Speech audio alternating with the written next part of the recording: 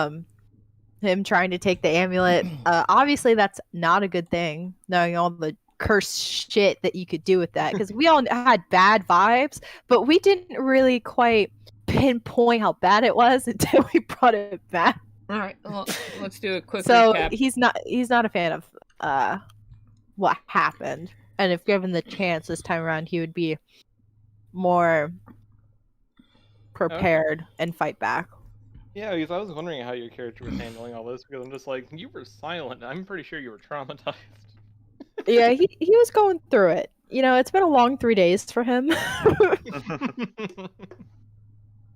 yeah, recap. You guys went back from the tower. You guys went to deal with the talisman of the ultimate evil in the best way that you found fit. You managed to both seek out Temple of Bahamut.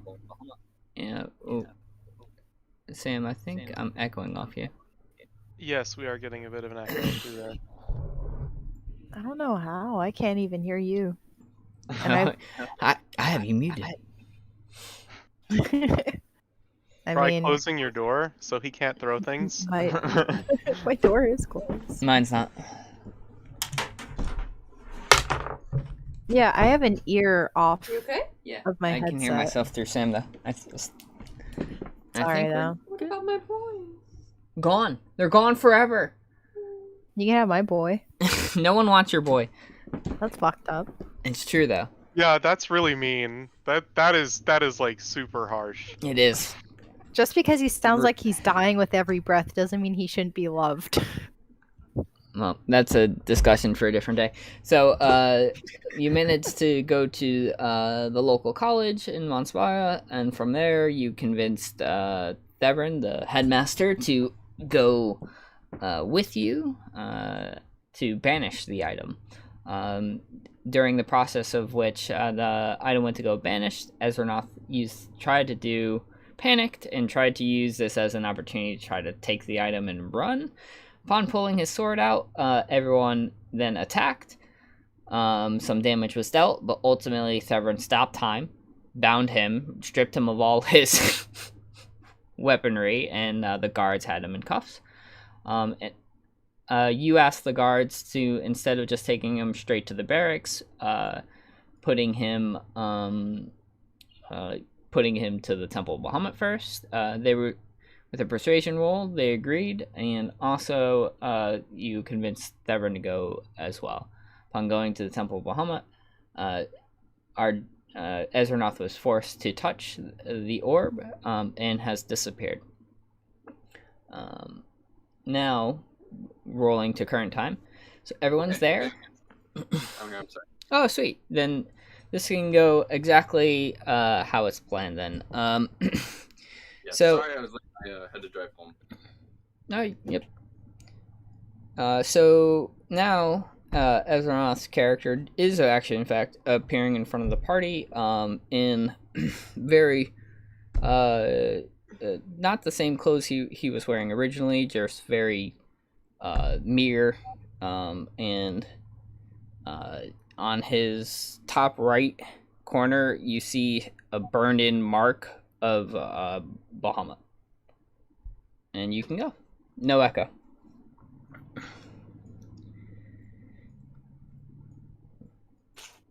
Sweet. Sorry, give me 1 second.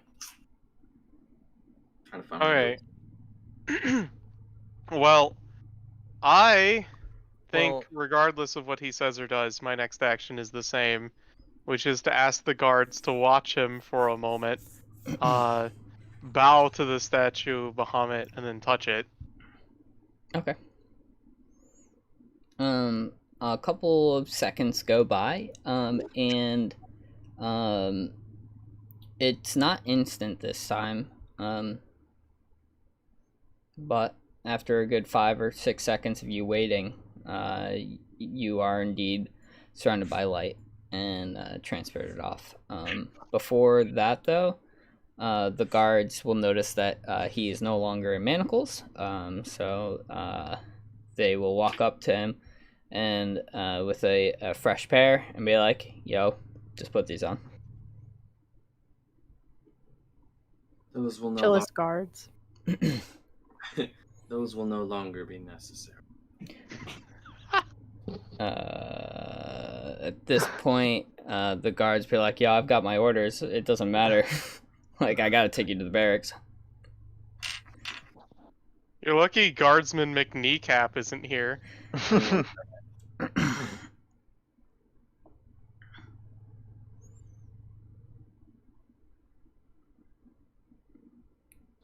Ace, were you also joining me in touching the statue or no? Yes. Okay, Okay. so both of you go together. We'll do a private session. Okay, sorry about that. And fondling the statue. Actually, I would love it if you guys both just like kind of shine a light, teleport, and you're just like, "That's cool," and just start going over and touching it, trying to figure out how it works. Ooh. You're just like you're like halfway through thinking like, why the hell are they touching the statue?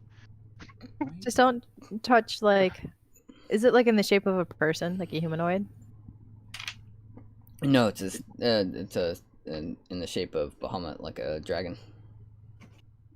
You're, like, touching his face or being weird about it. Yeah, Devin at this Touching point has toes. been like fascinating and is just taking a whole bunch of notes, but that's While reading. yep, while reading at the same time. So the guards look and just be like, just yeah, my shift's almost over. It's already been like, it's about 5:30. I just want to drink. I'm just gonna drop you off, dog, and then I want to go.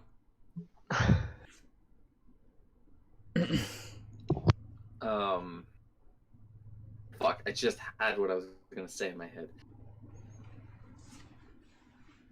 Well, I'll give you some time to think about that. I'm gonna go to the private chat with the other ones so we can do what they see from Bahamut.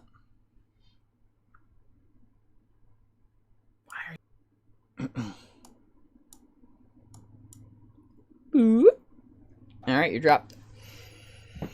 Like right in the middle of asking, why are you touching the poof? We disappear. Yes. So, Starting. you just like you see what you feel like Bahamut is there in front of you, whatever form that you feel like he should be taking, and he looks, silently at first, and you have done well. As usual, I drop into the cowtail position, as I should.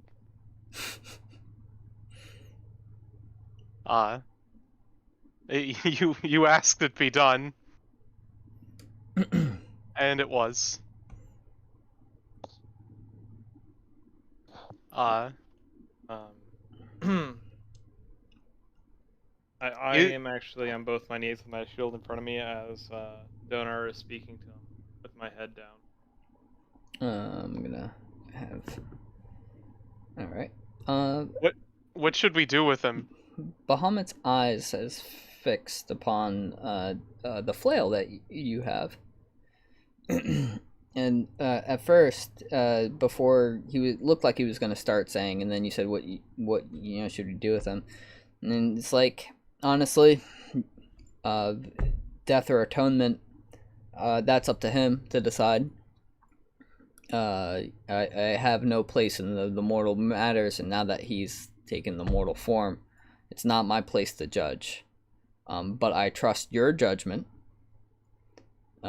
If he wants to atone, then he can do so. He is branded with my mark. If he were to do anything that I feel would be disobedient, I'm able to anchor him to some degree.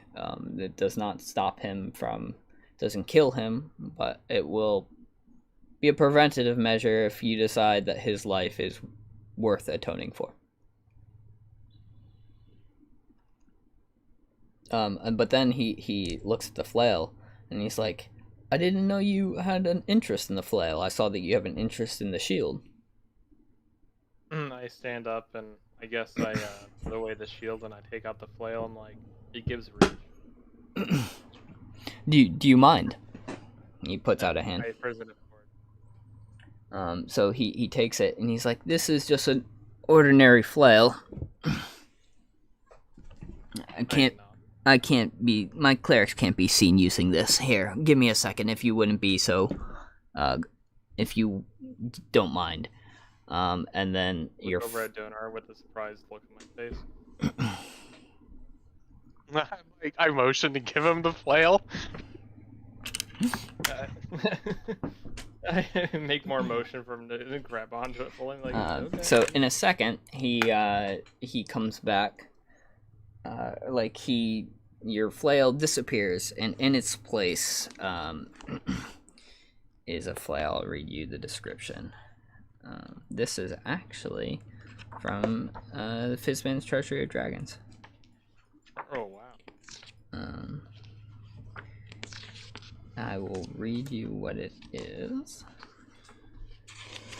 You will not have it unlocked to its full potential starting off because it's broken. Okay. But if it's already in D&D Beyond, you can add it and just know that when you roll or whatever that it's not the same. I've been trying to look for a good one for a sorcerer, but I haven't found something yet. But if you keep your eye out and you let me know. I mean, we were talking about there's like a blood vial thing that can amplify your sorcerer stuff. Yeah. But I don't know how I would get one of those. Yeah, it seems weird to Bahamut to be like, here's a blood vial, excuse me. They could also, there's also the dragon gifts, like the draconic gifts. The draconic gifts, you know what? Like that's a good one. Thing. Yeah, that is a good one. Yeah. I mean, obviously, him turning me into a dragonkin would be entirely pointless as a draconic gift. You're now a different. Now you're. Draconic season.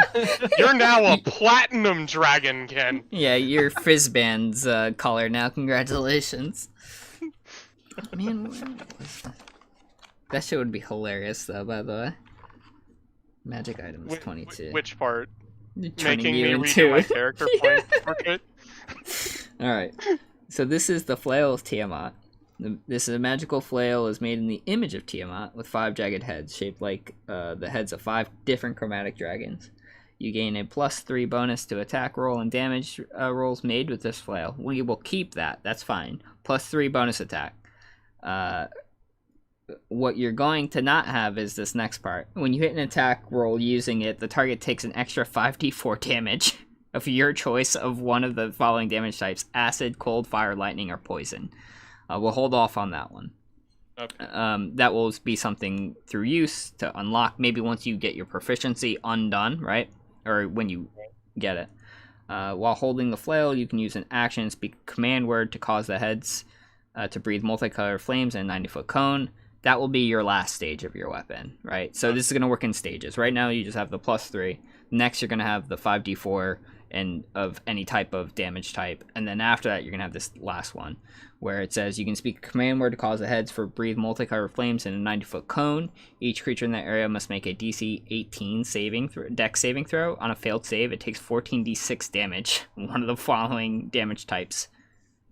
So yes, that last part is going to probably be another blessing from Bahamut, but there's going to be one that's going to have to come way later.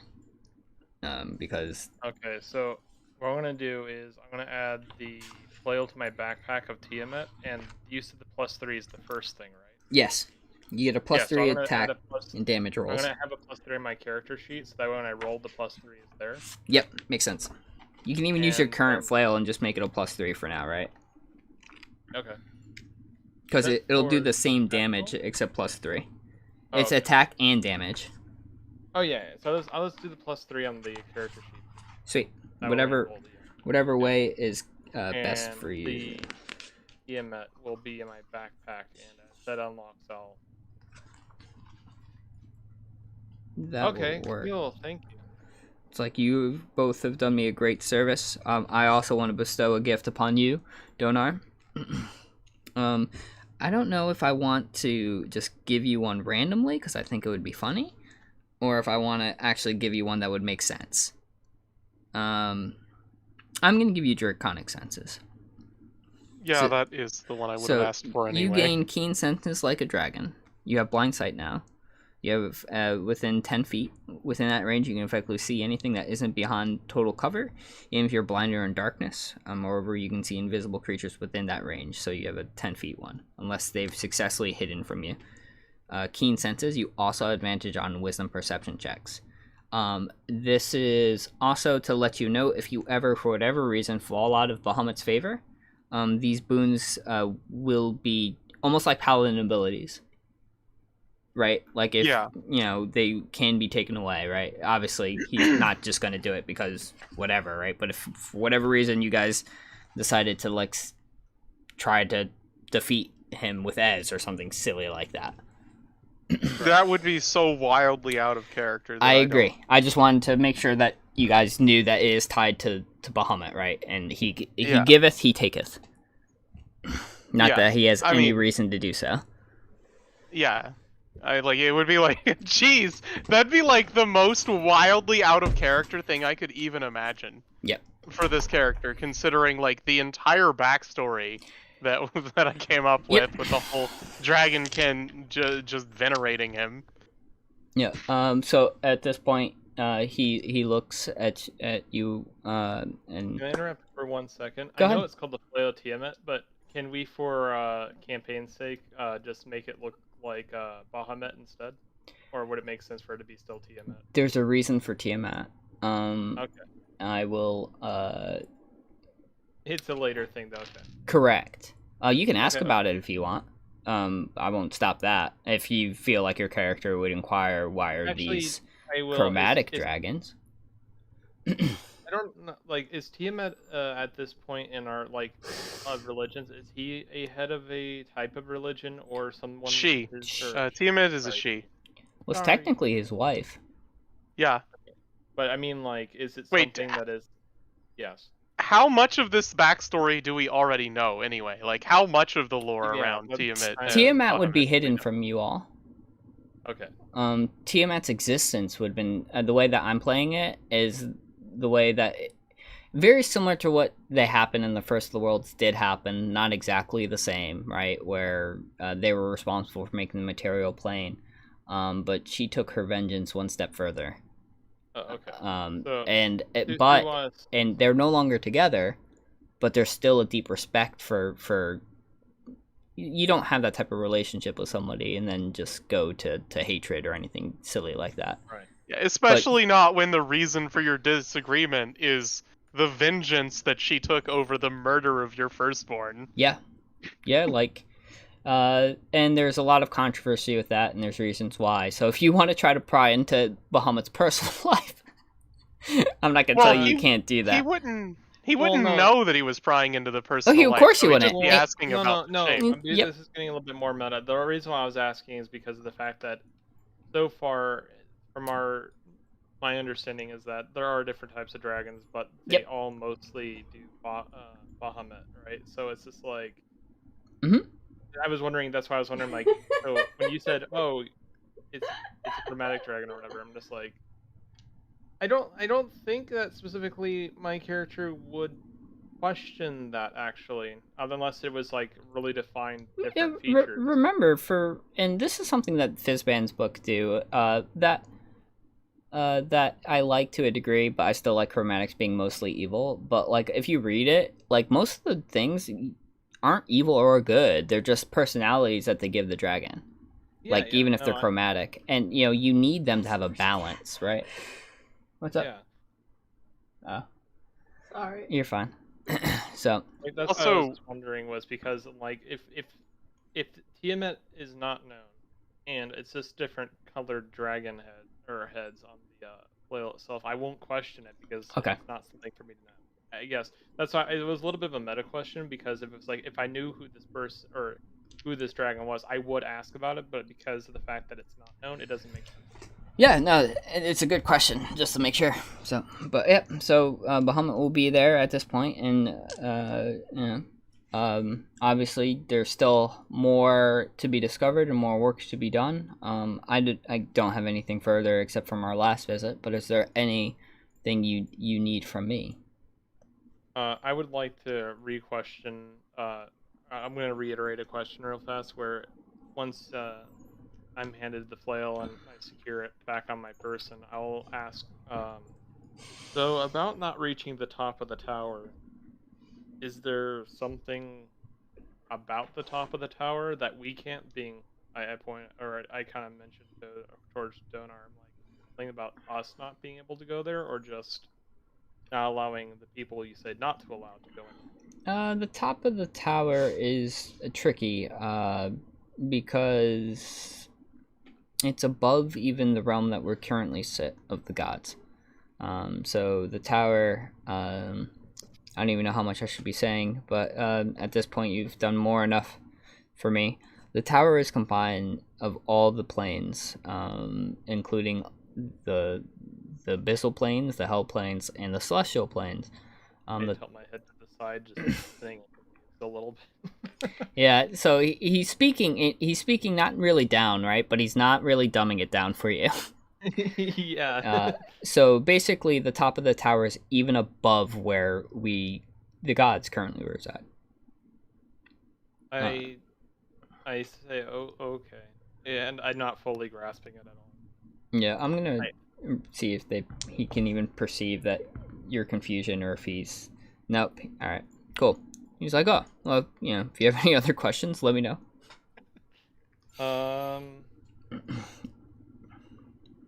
So do I know that is my vision perceptibly changed? Your normal vision?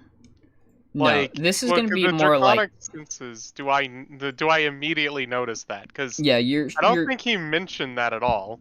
Nope, but you'll notice that everything is in sharper detail. Everything is, when he bestowed this gift, it was sight.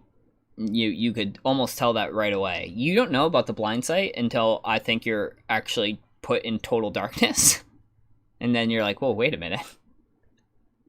Well, total darkness, you can still see with dark vision. Yeah. No, he's talking about the actual. Oh, like a magical darkness. I can still see out to 10 feet. Yep. Okay, yeah. I remember what was said last. I'm sorry, I'm trying to remember so. This is out of character at the moment. So there was the other gods that were mentioned. What were the name of the other gods he told us to watch out for? Because my brain is. Zahir, which is the god of chaos. And Moradin is another name that he mentioned. He is the current leader of the gods. Bahamut, part of his backstory lore for him is he gave up ruling power when everything with Tiamat happened. Because he had to make a sacrifice, and he didn't want her to suffer the same thing as Bane. And Bane is a god that is vying for power as well, but he has been banished to some plane of existence. Those are the gods that he has mentioned that he's worried about. Okay, so once it's mentioned just about the planar stuff, it kind of goes over my head. So I go back to the conversation regarding those gods, and I'm just like, so the followers of the people that are vying for this power, do you want us to prevent them from getting any more control or power from any means necessary? That's difficult to say. Because I don't want you to do things in my name that would slander other people, right? And just crush them because they can be crushed. But at the same time, if these people want to hurt others in the name of their god, then the answer is yes, right? Like, and you feel free to do that in my name. It's not as simple though as you find out that Emiko is a follower of Bane, let's say, in a hypothetical. I don't want you to kill her or anything like that. Okay. But at the same time, I trust your discretion. Both of you have proven yourself to me, and if you feel like you need to do something like that, don't wait for my don't wait for my blessing. Do its best, and then we can rectify any mistakes that are made. I just clarify that I'm not saying that we should kill everyone. Problem. I was more asking about like to the extremes that we could take. Say if we know someone's corrupt, should we do go to that thing, or should we just work around that to prevent them from going further than they already have? Gotcha. Because out of character real fast is like Yeah, go ahead. the guy that was like trying to do the guild thing with us, right? Obviously is somebody that is not visible, so I'm not like I understand your motive now. Okay. Yeah, so I'm not saying like kill that guy, but I'm like saying that we prevent him from doing this to other people. Yes. Just for clarification. All right. So, and that'll help me. Bahamut's lawful good. So, yeah, any type of corruption that you see that would harm other people, right? If it's corruption and greed and it's not harming other people, let them delude themselves in what's materially valuable, right? But if it's harming other people, essentially, then yes, I would want you to do what is right. Whatever that would be right. You know, in the law, justice of your material plane, or sending them to talk to me. And he's like smiles. So if he's taking a dragon form, it's like this teethy grin. I think he took a dragon form for both of us, though, right? Yeah. So. Yeah. Yep. Yeah. I bow deeply, and I do the gesture. I have one question, if yes. you don't mind. Is climbing the tower still the best course of action in my search for a dragon? Yes. Thank you. I happen to know for a fact that there's a dragon in the tower.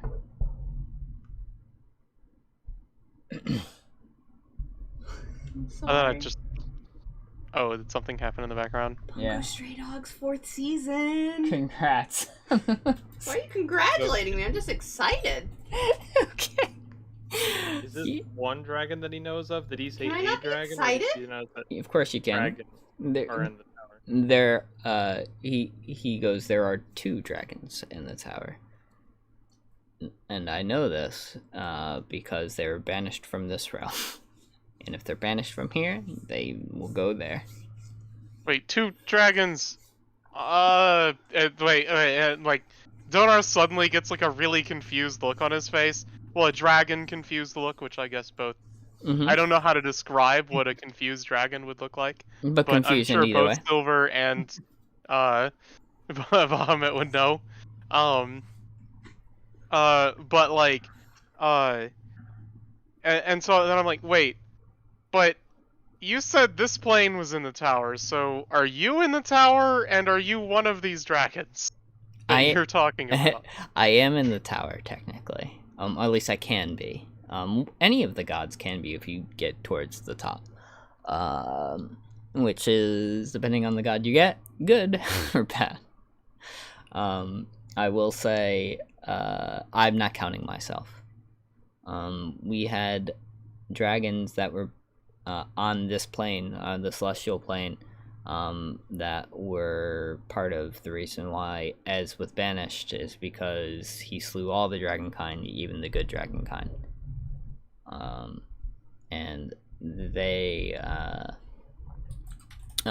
when they were defeated, we incarnated them. So they're not on the material plane because I asked Moradin himself, which means that they're in the tower. And these are ancient dragons, so they won't be when they get reincarnated, they don't come back as a well play.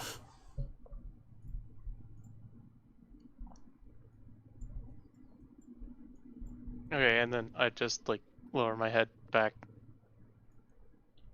Yeah, there'll be a ways up, I'm pretty sure. So it will be difficult, but I know that you will seek the guidance you need from the dragons in one of your ancestors. Hopefully of the metallic kind. The chromatics can be a little drastic in their response. Wait, so do I know yet the whole like chromatic and metallic are technically distant kin thing? Yeah, you would know that. Okay. I mean, that's kind of the reason why when given a flail of just dragons wasn't like, oh no, it's more like, do I know what the heads are? Yeah, and you probably could tell that,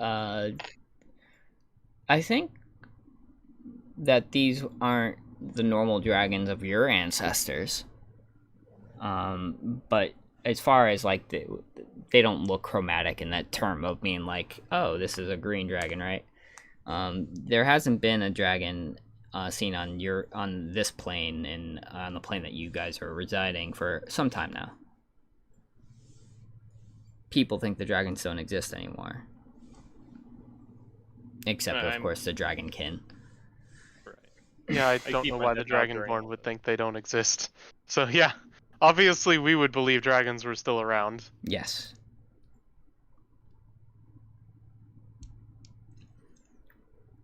Is there anything further I can help you with? I want to reiterate the Ez situation. I'm like, so is he a hazard to our journey? I would say yes. It's something that went wrong that shouldn't have. There was something very, even chaotic about everything that's happened with him. But again, atonement is earned, not given, and it's up to the people that he's hurt to decide whether he's worthy for atonement.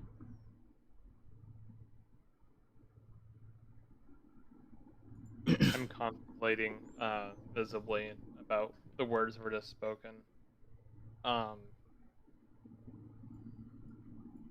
Okay. I just say okay and kind of bend my head back down and I will say though, if his whole thing is trying to hurt me, he's welcome to try, but he couldn't touch me with a 10-foot pole.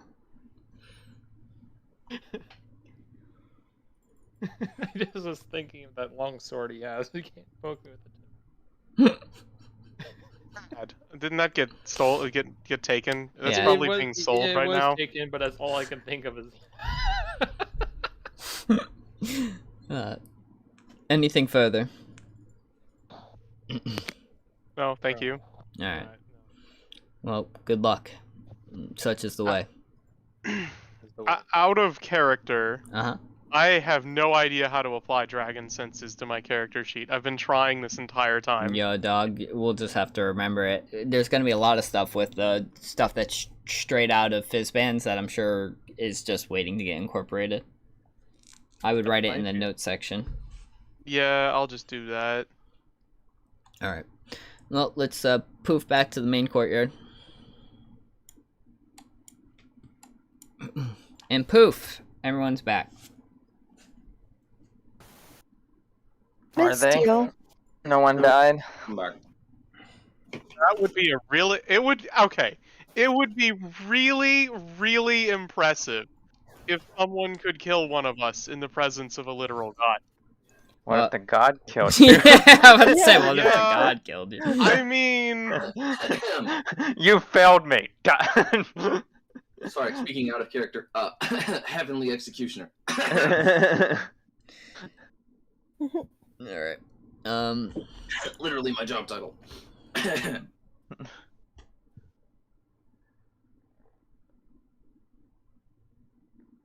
so yep, we're back. Who is all still around when we come out of the when we reappear in the temple? Everyone is still there. The passage of time for everyone else seems to have been, this instant was almost instantaneous. Yeah, so I guess from everyone else's perspective, I was like bowing to the statue. I reached out, touched it hesitantly, started to get awkward, disappeared, reappeared in like a full kowtow position on the ground, and then stood up. Yep.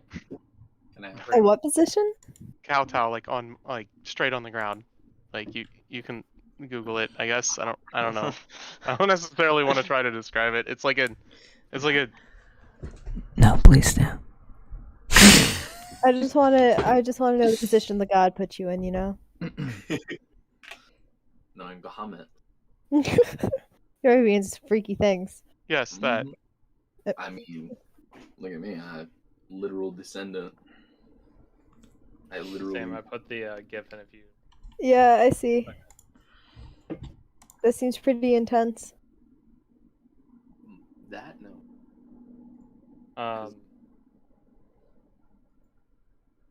Especially since you've never seen me do anything more than nod to anyone.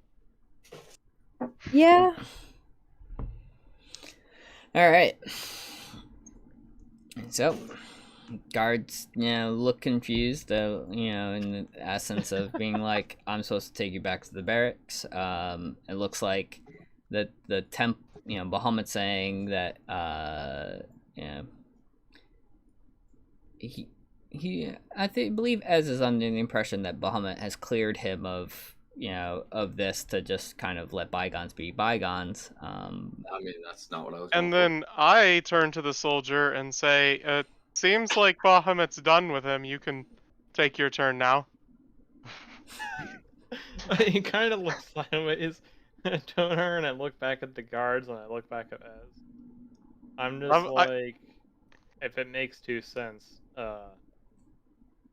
he should redeem himself, as I'm kind of figuring out the word to use. If he's going to atone, I turn back to him and I say in Draconic, if he's going to atone, he has to face the people that he wronged, and that includes the town guards. I just kind of nod. Wronged the town guards. I wronged you and your people.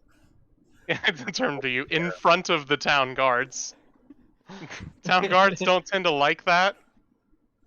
Look, I'm willing to forgive you since Do the town Bahamut guards clearly even speak Draconic while this is going on? Are they confused? Yeah, I'm sure the wizard speaks it. Tevrin does. So he's following this fine, but yeah, the guards have no idea. There's just like this back and fire of Draconic going on. They're like looking at each other like, man, I really just want to drink. As that conversation's going on, I asked the guard, what is the sentence that you know that's probably going? It's not even a sentencing; it's just a questioning. I'm like, oh, okay. I just throw up my hands and I was like, yeah, take. Nothing has been successfully stolen. Yeah, that's. Sure, take them. Go ahead. I don't know why we would. Then I'd say in like stilted common, like, yeah, that feel free. Might I speak? What's up? I'm just in character. I'm saying this. Okay, all right, go ahead. Sorry. Might I speak before you decide what has already been decided? Nope, take him.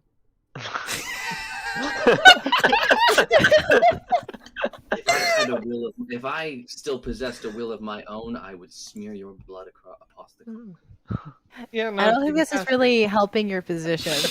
Yeah, I say in Draconic, like, you're doing a very good job convincing me not to accept you in my presence again. Yeah, atonement must mean something entirely different in Draconic, one of the guards say. As per what has been decided by my father, I am to submit myself to the church should I seek atonement. Oh. I think we should separate the church and state. Yeah, I think the guards should question you, and then you should submit yourself to the church if that's what you seek. If I am to be atoned, then that is what I must do. Dude. Right. It's like 5 minutes. I look back to the guards. You do realize that at any point, these two behind me could take me, right?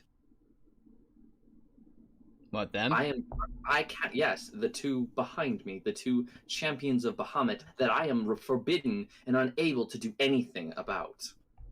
Okay. I reach up and I kind of pull back the cloth around my collar to show the brand. By this brand, I cannot harm any of the people present here today, aside from the two of you, of course. I'd like to see you try. And then the other one puts a hand on his shoulder. Is like, Joe, man, this has been a long day. All right, let's just and Theverin steps in. It's like, what do you need to know? I just chronologue it for you, since he apparently doesn't want to leave here, and unless we're going to arrest or detain him, there's nothing you can do. So it's just more of I can answer any and all questions you wish here and now. Oh God, I am not a detective. Then bring your detective here, but for the time being, I am to remain here. And I will not. And I swear under my own life and under the light of Bahamut that I will not leave this building until time is done. Donar looks around expectantly as if you're about to die. But Yeah. I look at you. You realize that I have to speak with the two of you, correct? that would make sense. Yeah. All right. At this point, Deverin's just like, all right, well, hey, Cal, why did you want the pendant? I needed it to free my brother. Okay, where's your brother? In the tower. All right, is he a being like yourself? He is.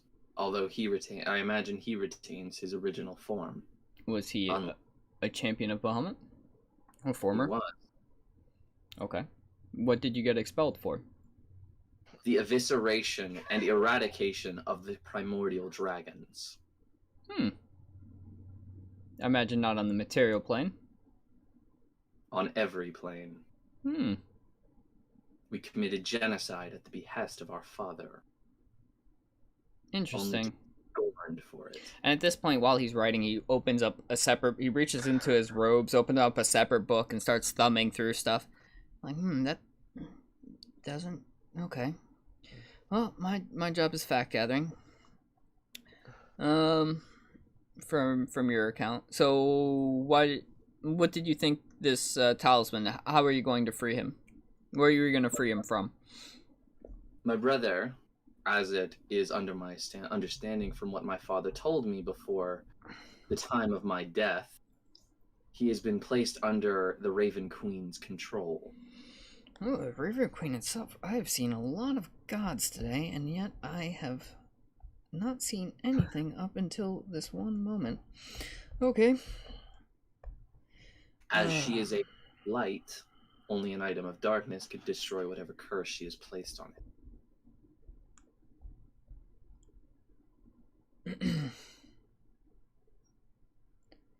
How did you plan to use this talisman? Were you going to attune to it? If that is what it required, and it did, then I would have taken it, entered the tower, and fought my way to my brother. Okay. I meant no one else harm. Wait, there's two of you? At this point, Theverin... Turned to Silver. At one point, there were hundreds of us. Theverin at this point looks at you and be like, you meant no one harm. You unsheathed the sword on me. Kate chimes in and it's like, you could have talked to us. Why didn't you just say this in the beginning? I'm sorry, but would you have believed me? Two, would the two behind me have let me live knowing that I am the very reason that their people exist on this plane? And I turn back to the Donar and Silver. Yes, I know why you are both here. I know what both of you are, and I know that you are both here as a result of my own actions. I looked really crossed. I'm like, what? I'm also very confused how you caused shifters to exist. Because I killed the very things that brought your people into existence. Energy is not destroyed; it is merely changed. You cannot kill a god. Out of character for a second. You realize Ace and I are not the same race, right? You're both dragons, right? No. Oh. He's a shifter. I'm the only dragonkin here. Oh, you, specifically you then. We've retconned that. My brain completely forgot that Ace wasn't a dragonborn. Yeah, he's a shifter, which is... very confused. So at this point, he goes, Our characters are "Alright, now well, brothers. what's done is done, and it's water under the bridge." And then it's funny. What seemed like he only had one parchment. He hands the guard like 10 pages, a full detailed notes, and he explains them. All right, so this is what I know from my books to be true. This is the hypothesis that I currently have. Here's what he has stated to be true and the reasons why. And at this point, the guard's like, I don't care. And he just grabs him from him. It's like, thank you. Have fun. And then they both leave. Upon the guards leaving, I would like to go seek out old. You want to seek out what? You cut out. Sorry, I want to go seek out Thomas. You mean the man? Old man who's probably Thomas is standing like there right in the there? corner, man. he's like right here behind you. Like he's the creepy guy from. In the room, you expect a man of the church to not be present? No, I meant I was going to seek him out because I knew he wasn't directly in front of me, and I was also. I think we were So still. if you walked, he probably was outside the room, right? So when you went to go walk, like to even get him, he then immediately, almost like sensing your desire, just walks. How can I help you? I'm both startled and not startled simultaneously. I have a little jump, and I'm just like, oh. I fear you underestimate my sneakiness, sir. I take out my flail that I have, and I present it to him. I'm just like, I have been gifted with this. You see, for everything that this old man has seen throughout his life, and when he's talking to you and everything he's done, he's been very calm, and now though you see, first off, thanks for the gift. You see his eyes just go wide. I look over and see the flail. Did Bahamut give you that? I don't talk to you directly. I'm waiting for old man Thomas to speak. Is that the flail of Tiamat? Who? It's the flail of Tiamat. Bahamut's wife. Yes, what he said. And my mother. I ignore him completely. Yes, that's a ancient relic. I'm like not even sure how to hold this thing properly now. I'm obviously. Yeah, it's very awkward in your hand, by the way. I had them both. Like I had the the chain and everything wrapped up, so I was holding in two hands, like showing it. But now I'm just like, I'm not even. I'm just uneasy with it because you know how I've been handling my shield like very carefully and whatnot. Yeah. Now I'm just like, oh god, I'm like. It looks awkward. And old man Thomas, hesitantly, you can tell he's like, he holds up his like frail, like arms, and he's like, do you mind if I just hold for a second? I hand it over to him. And what's normally was this like almost hands were like quivering as he takes it from you, and then he holds it though, and you can tell this is a man who's used to flail. Like he sees that it's balanced. He sees like he's checking it. He's like flicks his wrist, and all 5 heads like disperse. And he's like, "This is the best gift through you, of course, that I've ever received." And he presents it to you, handle first, back. I take it from him. I bow and I'm just like, okay. I was also going to ask, well, obviously, and as I put away the flail, I'm not sure if he seen my shield, but I also take out my shield and I present it to him. It's like, I actually explained like I've been chosen, or I'm expecting Donar not to be directly next to me for this, so I'm kind of speaking kind of more casual manner, maybe not quiet, but I'm speaking one-on-one on this scenario. So anyway, I mentioned to him that I've been chosen by Bahamut for a purpose, and as I present the shield to him, like, have you seen anything like this before either? No, and I can't take I can't take that shield from you. I could barely hold the flail nowadays, but I can tell that this one has been imbued with magic properties as well. As I once again, are you just showing off to old man Thomas, man? Are you trying to get like rep points here? Like, what's going flexing on? Thomas. Yeah, flexing. You've been on serving on him man. for like 80 years. Homeboy had just been here 3 days. Also, you don't really necessarily need to like whisper or anything, because if you look over in Donar's, I'm being casual. I'm being what I'm trying to say is I'm not talking loud enough where it's like anybody can chime in. Yeah, it's just one-on-one conversation. But anyway, I'm just like, you don't happen to have something that shows how devout situation I'm in. At this point, he takes off. He reaches into his robes and he takes off an amulet. And this amulet, you've seen it before. It's what you mentioned. And he goes, "Would you be so kind to take mine?" I freeze for a second and I bow and I'm like, are you from you? If you would take mine. Do you want? And this is going to harm my pride to say, but I'm too old to do any of the clerical duties that I used to do. I can't go to the tower. It's a shame that this amulet is being wasted on me. I hold out my hands in a very careful, receiving manner. And old man Thomas, folds up his amulet very gently, and he puts it, and it's like, I have faith in Bahamut, who has faith in you. Such is the way. Such is the way.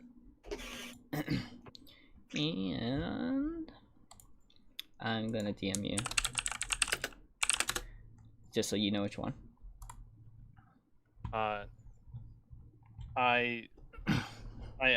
humbly accept this gift. I will not shame you or Bahamut, and I will.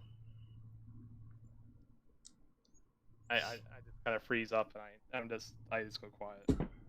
I know. And he finishes, and he's like, I know you will do whatever needs to be done. Such is the way. Sorry, my old man voice slipped. That's hard for me. I'm a very high-pitched person. Just wait a few tens of years and it'll get easy. I need to just start smoking a whole bunch of cigarettes. I guess I will take it, and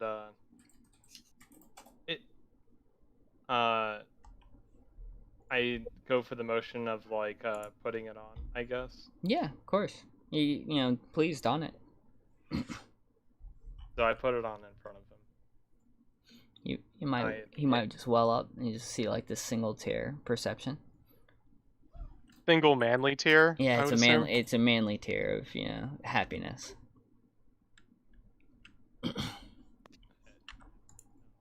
I bow deeply again. Man, what are you guys gonna do when old man Thomas kicks the bucket? Weep. Yeah. Find a druid. You don't get to die of natural causes. Reincarnation, you son of a bitch. Realistically, funeral pyre. Yeah. Sweet Viking funeral. Are you gonna be the one that lights it too? I mean, why not? Yeah, might as well. All right. Anyway, so you guys are all in there. Theverin's like, watches the guards leave, and then watches this very display of obviously prominence and doesn't understand. And clearly doesn't really understand the significance, but starts sketching. So the world is yours. Does he contain is he holding like a notebook or like a journal? Oh, Thevrin is constantly holding like two things all at the same time. Okay. One being a book that he's probably reading, and the other one is notes that he's taking or drawing of something that he hasn't seen before. At this point, he's also, you could tell he's looking at like the ceilings and all the other different architecture. You could tell that, like, he's been focused on the tower. Is probably maybe his second time total ever being in the temple. So he's just kind of carving, like, or not carving, drawing like the Bahamut symbol and everything like that.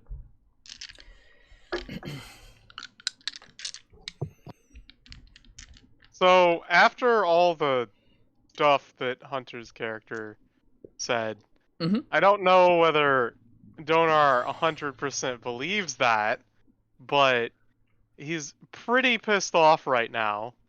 So I mean, you got, anyone who looked at him would have seen like claws reflexively coming out and him like catching it and retracting them occasionally, stuff like that. And then so he's gonna I'm gonna try to distance myself from the situation to calm down and go over to the wizard. I think Zevran was his name, was it? Thevrin.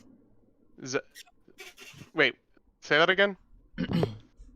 It's T-H-E. Oh, Thevrin. Yeah. Okay. Yeah, so I'm gonna go over to Thevrin and say like in Draconic, because he obviously speaks it. Excuse me, do you have a second? Man. He answers back in Draconic, of course, as hasn't looked up from his book.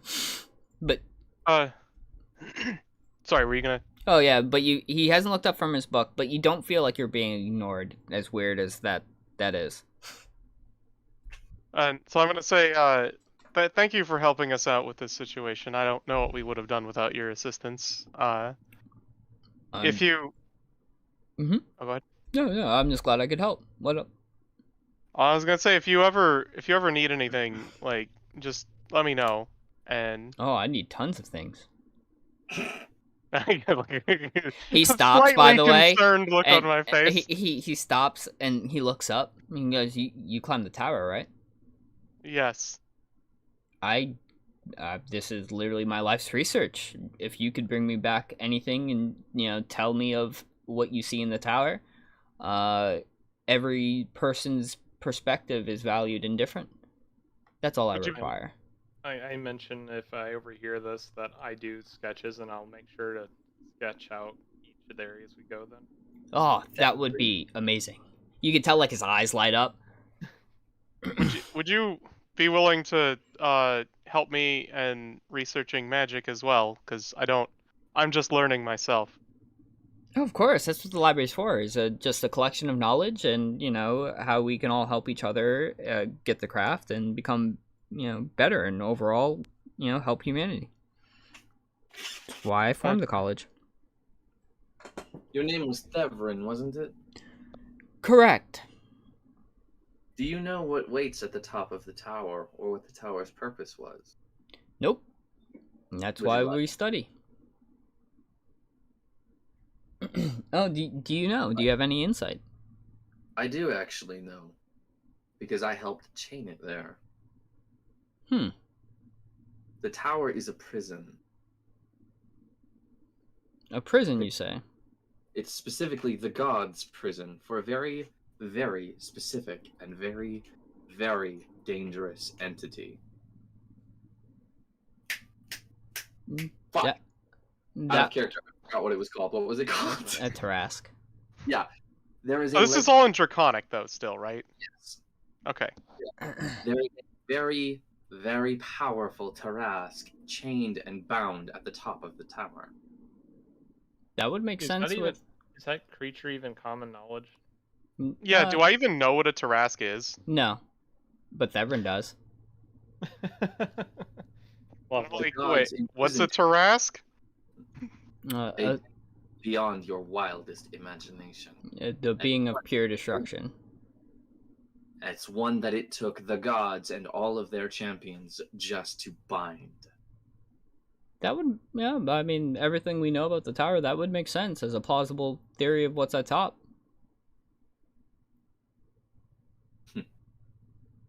Do you know and I look to Donar and to Silver. Do you know why the champions of Bane climbed the tower? Money, I think. I shrug. I shrug. I'm just like, it's This one. I've just told you the answer. Bane wishes vengeance upon the gods, and he wishes for destruction. No, you ask why they're climbing the tower. As far as I can tell, it's money. They're climbing the tower. And it's not for money. Bane and his champions seek to unleash the Tarask. I actually speak in common to Kay. I'm like, he's mentioning Tarask.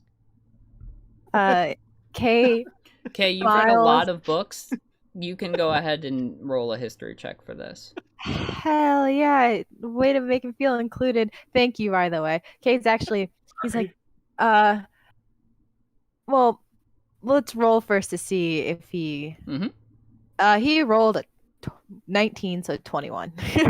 Yeah. No, you've, this was the horror stories that, you know, your boogeyman, if you will, that, you know, your caretaker would tell you, you know, to keep you in line, like, you know, like, yeah, it better be good or the Trask will eat you. And you were so interested on what that was that you found texts that were, like, you didn't even know why, in retrospect, now that you're older, that these tombs would even exist in your hermit library. And old and frail, and you had to handle them with such care. It talks about this being of just pure destruction that existed obviously on the material plane at one point, and that the only people that were able to see them were people from a distance or dead. So you know exactly the terror. You and Thevrin are probably the only two. Kay, at least in this building. There's more. Emiko might know as well. Based on Silver's reaction, could he tell that he doesn't know? Silver doesn't know. Oh yeah. Trask is? Okay. Kay, nervous chuckles. You know, I really appreciate you letting me in because I don't understand Draconic, but I think this is something I wish I didn't know. I just look really perturbed. I'm just like, what? To be clear, Ace, your character did your character explain any of what the conversation was about, or did you just ask a question? So I was literally, while you were talking about the Tarask and everything that was at the top of the tower, my first response was, they're talking about a Tarask. So that's the only thing. Like that's the only part of this, you know. And I'm like, and then Kay's like, I wish you didn't tell me that. I'm like, what? It's at the top of the tower. Kay has a look of horror. Well, no one wants to go. Peeing the bed again at night. No kidding. No one wants to go climb that tower anymore. Yeah, at least let's not get to the top of it. That sounds pretty dangerous. Kay wants to look at Zevran in the eyes to, like, once he finds out that there's a Tarask and he's talked to Silver, he wants to look exactly at Zevran to see his reaction to this information. Zevran, throughout all of this, has kept a very even keel. He's not really reading, right? But he also, there's a lot of doubt. Being a person of science, if he trusted what everyone has told him, right, then, you know, he wouldn't be a very good academic scholar. You look as though you do not believe me. I no longer have any reason to lie. By you have a lot of reasons to. name one. Severn just nods and points. People don't need reasons to lie. People lie because it makes them feel good. They like to spin a tale. I'm not saying you're wrong. It lines up with everything that I've done in my research, but it doesn't mean that I'm not going to discover that for myself. And as far as the conquest of Bane, like, from what you've said, these people don't come here by choice. No one, every champion of Bane, and he points at UK, and he's like, has no idea they're even a champion of Bane until they arrive here. Oh, that must be really awkward. This is people just talking Draconic, and suddenly one of them's pointing at you, still Oh, speaking he Draconic. does this. No, he In common. he will do it in Yeah. common because he's referring Yep. to K, and that Yeah, would be because- very disrespectful. I'll continue in comment. This is true. Most do not know what they seek, but are sent here anyway. But that is the very nature of Bane. Bane is a god of chaos. I want to be looking around because we're still in the temple, right? And we just Yep. said champion of Bane inside the temple. Yeah, Bahamut. The statue just turns and looks at you. I'm wondering Let's- I look at K and I'm almost like Card. I just look at K and I take 2 steps back. If Bahamut tolerates my existence, he tolerates yours. I promise you that. I look in your direction and I'm just like, that tolerate's not the right word. And yet I still live. Yes, because How? Even I Yep. do not understand. It appears that my mortal form is not a punishment as I once thought. I mean, I'm just staring at K. I'm just like, that's unfortunate. Hmm. That's unfortunate. I don't know how to process any of this. Oh. If you don't believe anything that I say, believe this here and now. By this brand, I cannot lay a hand on any of you. Minus the wizard, he's not included in that bonded pact. Oh, please try again. Only those present of among us. I have been told that should I seek redemption, it can be found in making better upon those who I wronged. Did you say it was a physical mark upon you? Or Yeah, it's a physical brand. And Where is it? it's on my collar. Yes. Oh, Okay. Like it's a physical brand mark on my collar. I just. By the branding of my father, should I attempt to lay a hand on any of you in any unnatural way, or any way in which I would do to harm you, or act in my own self-interest past anything beyond redemption, or to harm an innocent soul, I will be smited by holy fury. I elbow nudge Donor, and I just kind of chuckle. I'm like, Old man Thomas tries to join you in the nudge, but he missed. Your elbow was too high. You wanted to be included. This, champions. My life is currently intertwined with your own. And I have but one goal, and that is to free my brother. Kate chimes in. It's like, look, I frankly do not care whether or not I'm a champion of whomever. My goal is just to leave home. Simple. Make sure maybe no one gets hurt along the way, as long as they, didn't try to hurt me first or didn't deserve it. I interrupt. And that's like, it. Have you been told to do something? If you don't mind me prying. No. I haven't. Well, has he? I don't think so. No, he hasn't been prompted by Bane or anything like that to do anything. No, it's like I haven't been told anything. You're MHO, Got- right? No, he's K. He's K. Yeah. Right. He's Sorry. the tiefling Right. dude. I haven't been. Names have been annoying for me. Yeah. I'm not great at names, so you're good. Welcome to my world. Wait, how old is a K? Like, you're around. They're young. Yeah. I mean, the reason I'm asking is because I think the reason why my character is more accepting of you than other strangers at this point is because of the fact that I think you actually look young too, don't you? Mm-hmm. Yeah. Yeah, that's probably why. Like, I'm not sure if you can tell from like Donar and I, but we are also considerably young compared to other species. You're all young compared to me. No one's asking you, old man. The old man Thomas is hurt now. I'm like, I just look over at Thomas. I'm like, no, it's fine. It's cranky Angel over there. Oh man. When you saw the amulet, you were entranced, were you not? That is one way to put it. It's more of You were compelled to touch it. no. I was reminded of my mortality.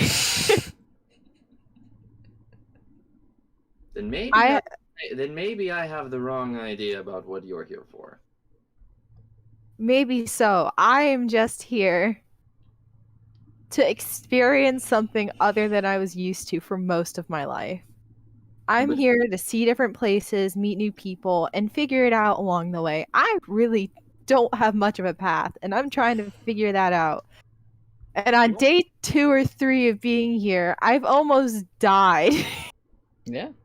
So forgive me if I need a moment to come to grips with not only my own mortality, but being here in such a short amount of time and not knowing what to expect. I thought the worst thing that would happen is that people would be mean to me based on my appearance because I have horns and a tail or whatever. Or maybe I'd get food poisoning because it's some crappy food on the journey, but not quite this. You were not quite expecting to meet an angelic figure, 2 champions, and become a champion of one of the worst gods to ever exist. Devrin's started reading his book again, but he does say, "Hey, okay, I think you're doing all right." Thanks. Yeah, no problem. I think of your entire circumstance, you are doing far better than many others would.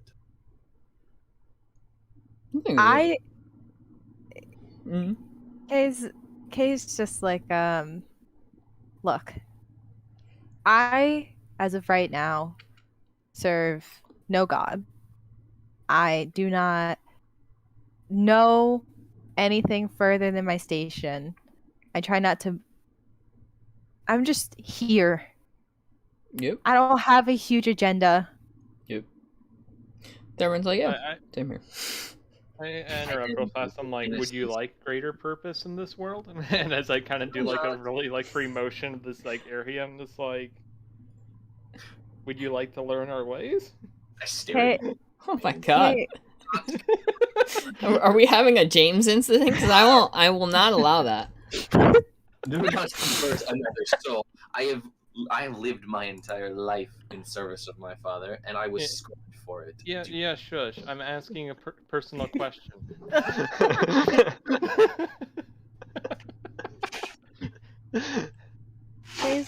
I'm open to learning new things. However, I do have my own beliefs. Just because I don't serve a particular god doesn't mean I don't have my own views on the world. I have like an actual like copy of a manuscript that I keep really dear to heart about like the like natural order of law, right, or the law of the natural land or whatever. And it's like, no, this is what I mean. I'm like, things have their particular way of working, and you can see as you come with us, yes. And like my accent starts coming out more as I just get hype. God. There's much to see and learn. Well, Devrin at this point is now fully absorbed in his book. Be like, I think we should. I'm gonna go check on Emiko before I go back to the academy. Oh yeah, I forgot about that, and I just kind of go silent. Wait, so quick question. Forgive me for not remembering. Where are we? We're all the way in the north, right? Church district. Yar The And church. then the tower is back middle.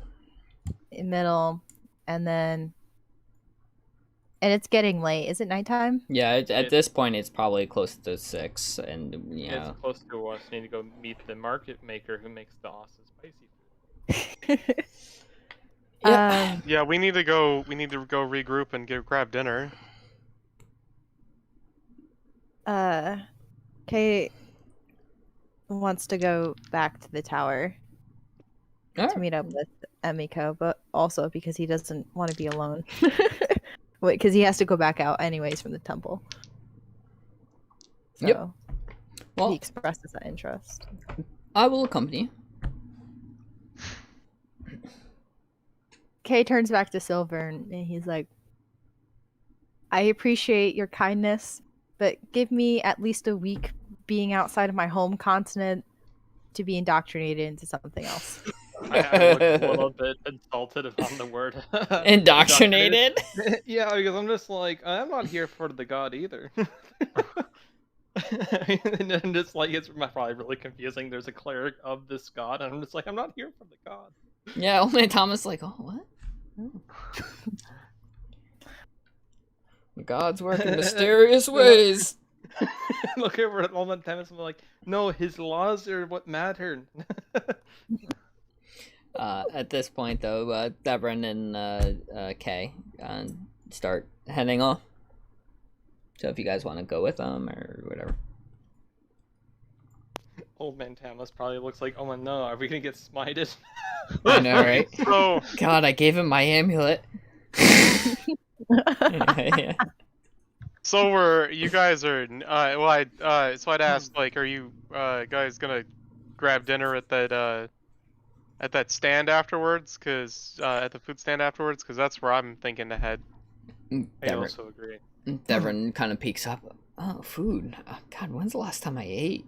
I It's actually pretty like, do you like hot food? You know, spicy, burn your mouth food?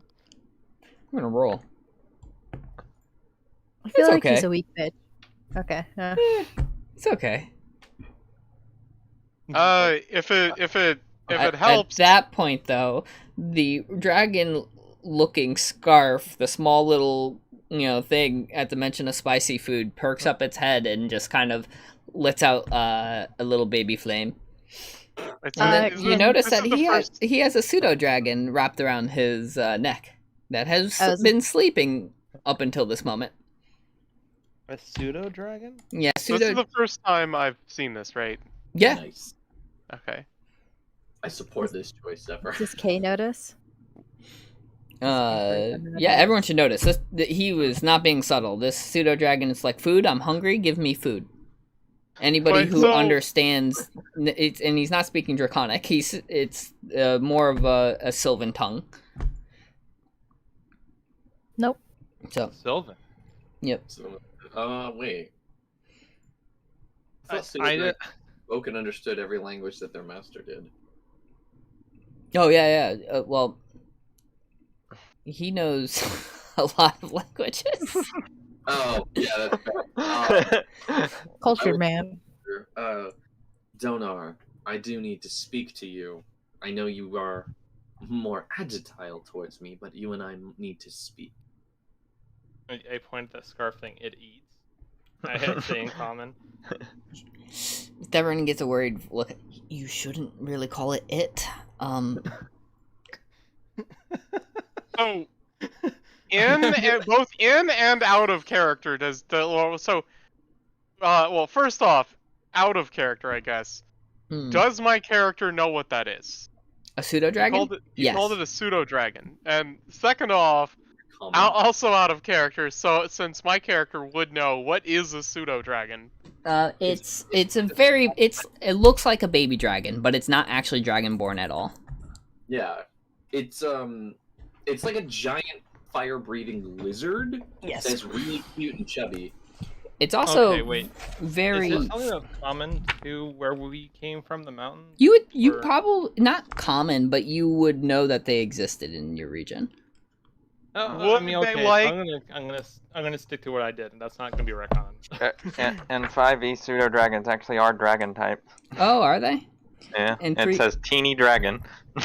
Yeah, they're classified as a tiny dragon. Okay, then yeah, they're dragons then. So yes, you would know.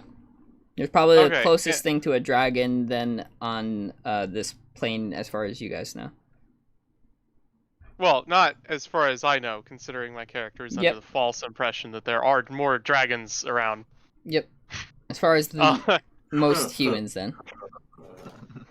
But so then would that would the pseudo dragon enjoy the kind of spice in the peppers that I brought with me? No, there's only one way to find out. Oh Yeah, well, I you mean, no. better- Would I think that? Because like you Dude, say they're I can't tell where you what we. to think. No. Because I'm asking hold because on. like. Oh, go ahead. Well, I was gonna say, like, what you're asking, it sounds like it's a preference thing, and I don't think that every single creature has the same preference. Yeah, that's specious. Point. Well, no, I mean like it's not like because like if I have some familiarity with it, then I don't want to like in character say like it might enjoy this pepper when like they don't even eat plants or something like that. He prefers meat. Okay, but yeah. Spicy meat? No, kidding. Could be. Only one way to find out.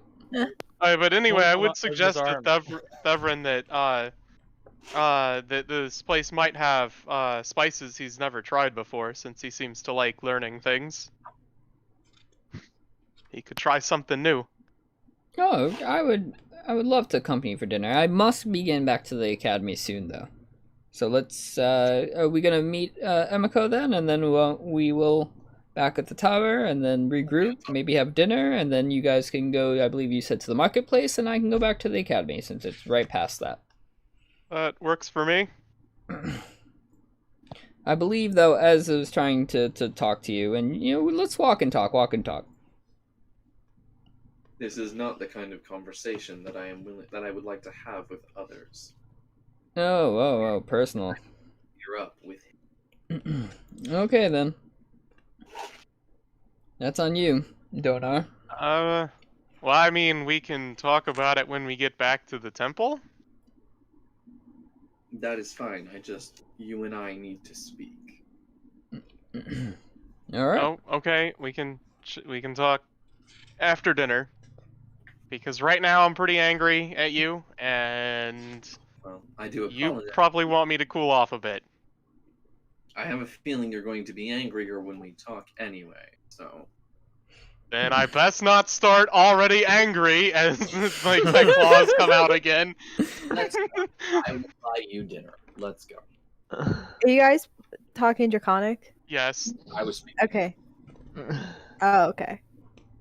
So you're Sorry, half I'm our not conversation. intentionally excluding you from stuff like this. It's just Oh, no, I don't care. Hey, I just want to know when I can chime in and So, when I can't. No. because if it's Draconic, I Here's wanna something know. that you've noticed too. Now that Thevrin has noticed that you don't speak Draconic, while he's reading his book, he writes on a note on the other page. He's translating, and he's holding it out so you could see it. That's so sweet. Why is everyone so nice to Kay? Actually, yeah. You haven't like, met the douchebags yet. They exist. I promise you. Kay's been friendly to all of us. Why wouldn't we be friendly back? Yeah, actually, Y'all have in been friendly to character- Kay. Yeah. As far as in character thing goes, my character, if you're actually wanting to know something, just so you know out of character for the future, is my character is more than willing because I've been doing it for Donar, where I've been translating things for him. So if you ever just want to poke me, be like, "What's happening?" I'll actually just used to it.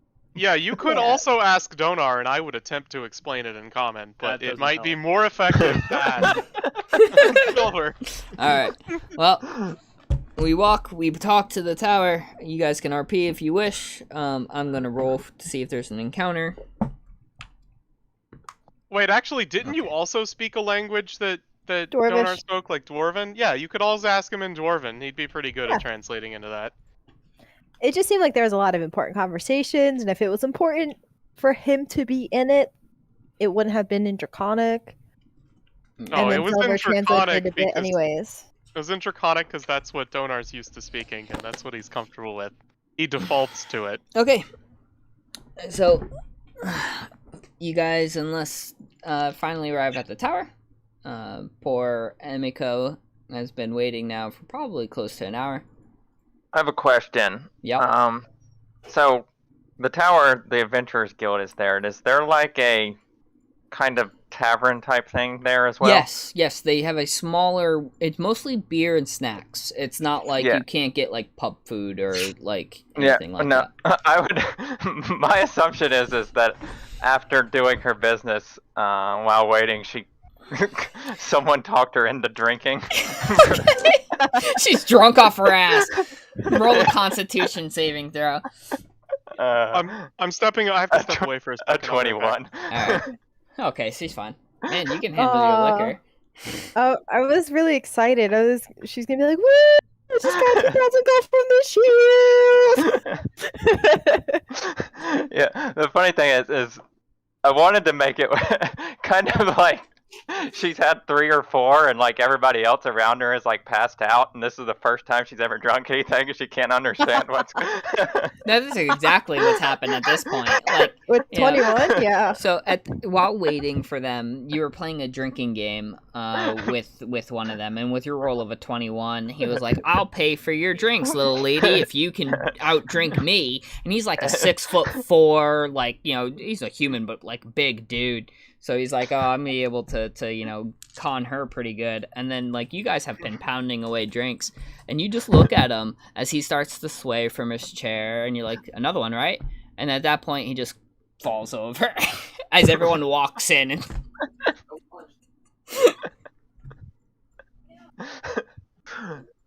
And then can I like halfway through I persuading to put some money on this? Go ahead and roll a persuasion. We'll put the DC at 15. I rolled a 15. All right, sweet. So yeah, let's see how much he put in. I'm gonna roll a D100. God, how do you gain so much money just by like existing? I mean, some people are born like that. 45 gold pieces. Sweet. So as everybody walks in, she just like scoops that up, just walks up. And at this point, a smaller female gnome comes in and reaches into his pocket, and she was the barkeep, and just be like, "The table's on him, right?" That's what he said. I like you. I feel like we could do really good business together. It's like, I'll keep that in mind. Alright, you guys are reunited. And it's so good. Walk in. Yeah, so, yeah, I'll see the rest of you and kind of walk over, and then when I see Ez with you, I'm just going to kind of stop and stare. Theverin's reading a book. Surprise. Looks up and be like, "Oh, this was a very interesting scenario." And will encounter, just to save time, right? He will tell you everything that he was there for his present view. So it talks about him went to the church, he disappears, comes back, says a whole bunch of shit about the tower, and then that there's a Trask on it, that it lines up with what he has here, but at the very top, but he's of course uncertain. And then he tells you all the bits and stuff, but then as soon as he starts going on about his hypothesis, he starts trailing off to the point where now he's just talking about the tower. All right. And that's up to you if you want to listen, or you know, at this point he's just starts rambling and it's like, but the problem I have with this theory with the Trask is that if he's on the top, then that dimensional weight would, could just shatter it. And then at this point, any point, the tower could collapse on itself. Is that why there's 3 different towers that we know of around each major continent? And then if they are all holding one Trask, how does that material plane work? And he has now just gone totally off the deep end. He is muttering now to himself. So I'm back. It sounds like I just missed something in. No, just a recap. Just a recap for Emiko from Theverin's point of view. She probably this is the would first have. time hearing. Yeah, she multiple probably would have towers. listened to it all.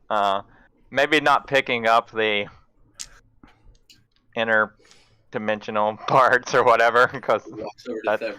that's a little over her head. But the like history part of it is more what she's interested in. Gotcha.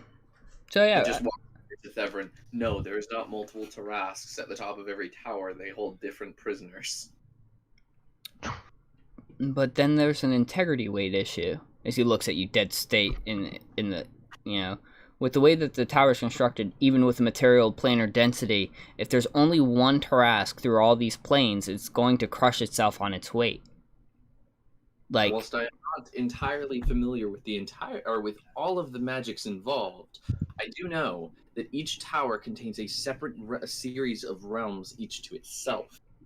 mm-hmm. They do linked outside of, I believe, the top floor. See, so now that's why we keep going to the tower, to answer those questions.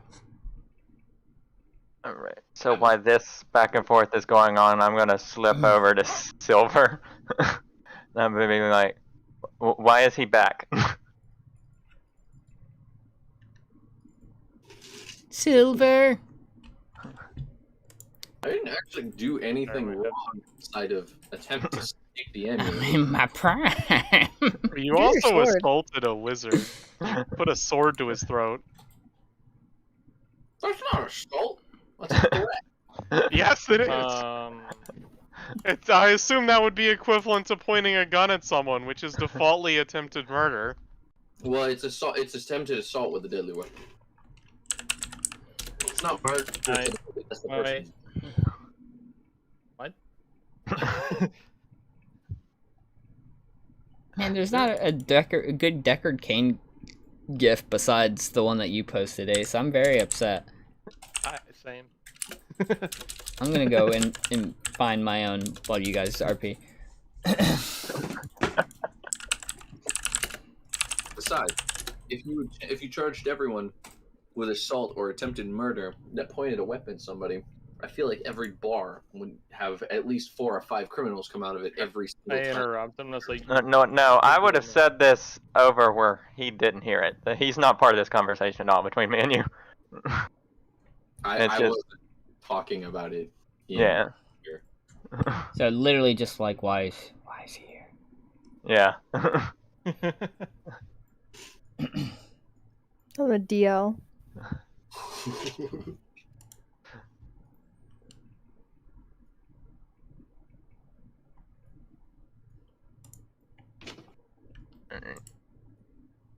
Is the conversation going to happen? Or... I don't know. I was waiting on him to respond. Yes. You're What was the exact question again? Why am I fully? Yeah. Why is he back? Oh, geez. I'm trying to figure out if I want to be detailing or just really spiteful. Okay, no. So I will explain. It's me during this conversation. I'll explain that Ez is looking for redemption. Also, he has some kind of weird mark on him that prevents him from acting outside of our. I'm getting it really mixed up when explaining it to you, so I explain it really poorly. In character, I'm just like, something about he can't harm us or something, and he has to Luckily, act she within already knows all that information because everyone would have told her that in his synopsis before he went off the railings. Oh yeah. It's like, so I'm just like, do you? Act in my own self-interest? It's like, so I'm just gonna ask, do you trust this? Trust which part of this? It was literally done. Yeah, mainly the part about not being able to act outside of. Or I tap behind my back on the shield. I'm like, this is why I have this. Alright, I'll just tap my sword and just kind of nod. And then I'll hand you each a bag of 500 gold. The 3 of you. It was literally done to me by your god. Actually, I'll also ask before walking away. I'm just like, so, whatever happened to Ez's stuff? Oh, yeah, did you sell his weapons? No, I didn't sell the weapons. I sold the shield. Oh, okay. I didn't have a shield. Yeah, No, it well, was we part took of that our adventures. we got the sentinel shield out of the tower, and I gave it to you at the start of last session. I took it back and sold it. Kind of a spiteful vengeance kind of thing. I didn't do anything to you. Emmy also just likes money right now. That's her goal. And very that's ambitious. one less person she had to split it with. How much was it per? I gave 500 each to Donar, Silver, and Okay. K. With 500, I don't like my character. Like, this is like more than. Man, this is Silver's like Christmas. People just keep giving him shit. Yeah, Silver really gets everything. Yeah. Donar, Where are man. we exactly right now? Are we at like a tavern right now? Yeah, we. No. Donar, we gotta hook you up, man. I'm sorry, you and Kay. We'll think of something. Yeah. I'm gonna be like, wait a second. My shit's been taken from me and sold. Only one thing. Only the thing that she was going to give you, not your actual weaponry. Yeah, it was just. Yeah, it was mine to start with, and then I gave it to you, and then took it back. Dude, I didn't even do anything to you. You drew your sword towards her. Oh, No, I took it towards Donar and Yeah. Silver. Well, no, actually, to me. Never, Yeah. never was me, Right. which is fine. I do apologize about that. No, it's such a trifling matter. I reach over now that I have money in my hand. I'm like, is there armor nearby? Yeah. As I do hand the bag to Silver, though, I am just gonna be like, "You happy I took that shield now?" And just kind of wink.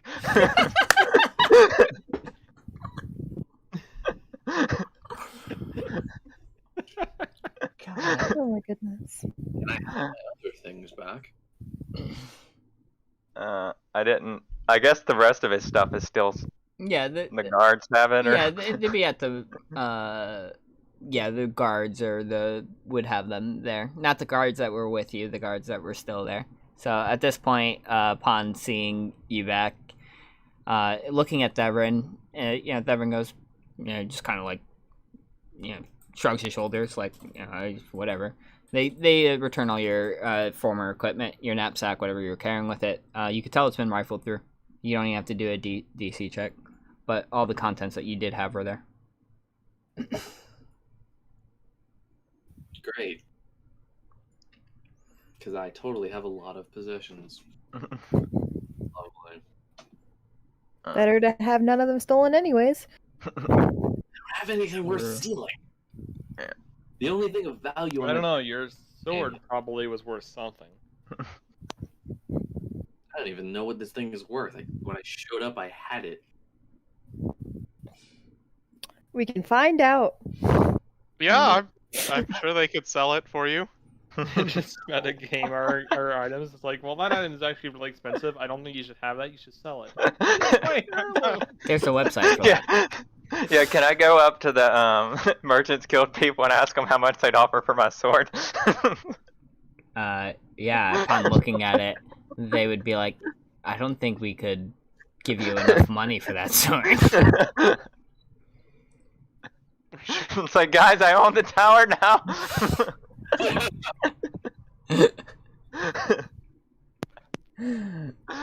Oh, you're not No. kidding. No, but Silver was asking about armor. I'll tell him I was planning on going back to that place tomorrow. If he wants to okay. tag along. Yeah. Plans. Yep, so at this point, there's enough time that if you already haven't taken a short rest from the people that are in the tower, please do so now. Because who knows what will happen. I don't like that.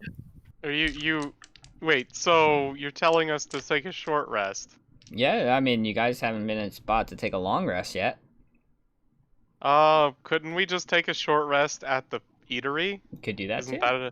that a logical place to take the short rest? That's fine with me. You guys gonna go eat?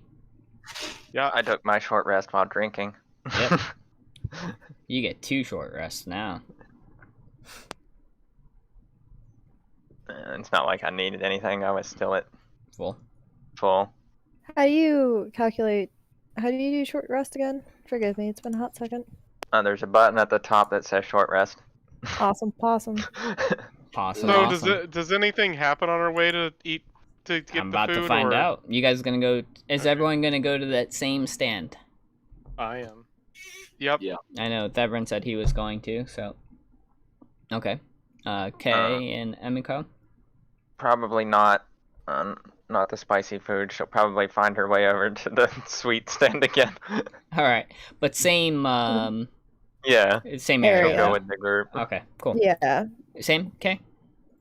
Not the sweet stand, but not the spicy stand, but same area. All right. Sweet. Let me roll to see if something happens. Nope. All right. Cool. So you guys lie there. Everyone reads a lot of books. Stay silent for the short trip for the most part. And then as soon as you guys turn into eye view, there the hot spicy food guy locks eyes and he's like, "Oh, my friends, come on!" And starts like waving you over. Yeah, and so I come over and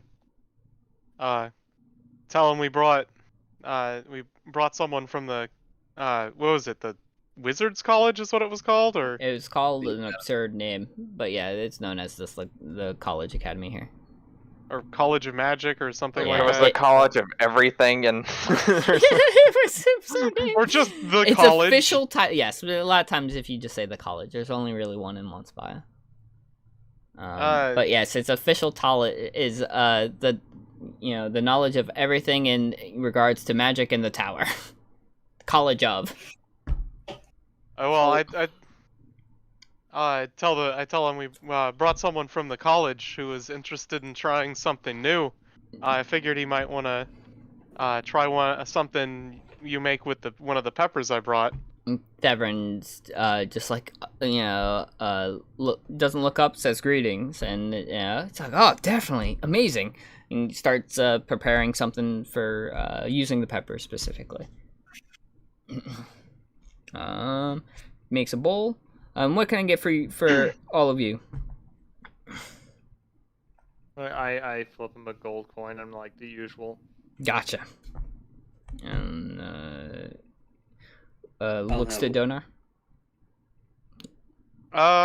Surprise me. Oh, I was hoping you'd say that. And then he looks to you as I'll have what I had last time. understood, and he remembers. I'm also paying for donor. Oh, okay. And yep. So gives him a little bit. How much money is the food usually?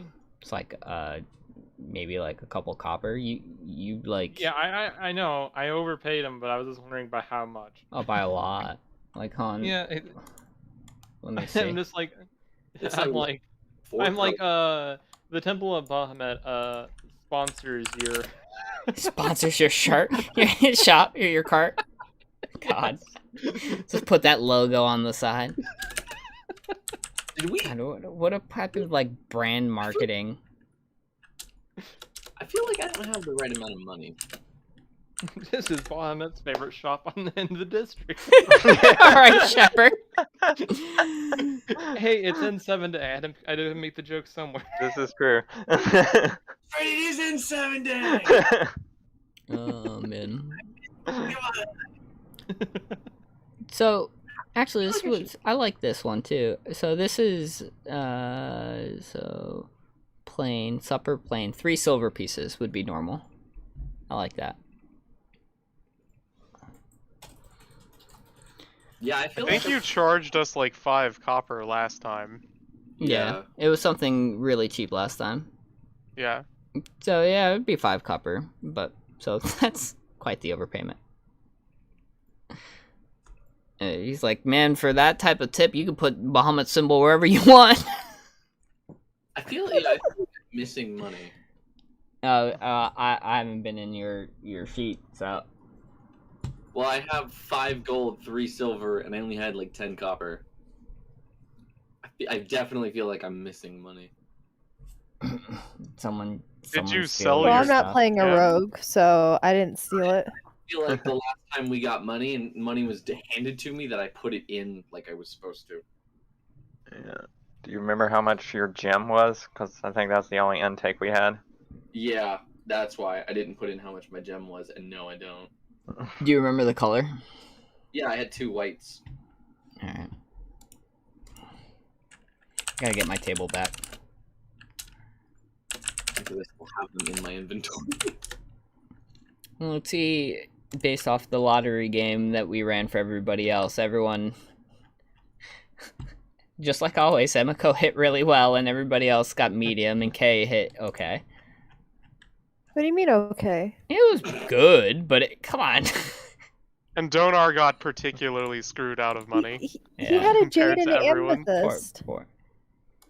Okay, listen, like, when you compare it to, what was it, the 1,000 gold piece? He got like 500 something in total, or like That's 600 half! something in total. He had 3 gold to his name. Alright, if you want to rags to riches story in terms who gained more from this experience, yes, Kay. So how much were my gems? About to find out. I used a special page to see, and then I roll randomly to see which one. Based off color, and then, there. So. Yeah, I was only going to sell one of them. I had a plan for the other one. Kay could retire. He's on day 3. I mean, technically, all of us have enough money to retire, I think, in this world, given how much money that, like, gold is worth in context. Right, but also with how Kay was living most of his life, if he applied those same practices, he would never have to make money for the rest of his life with his current amount.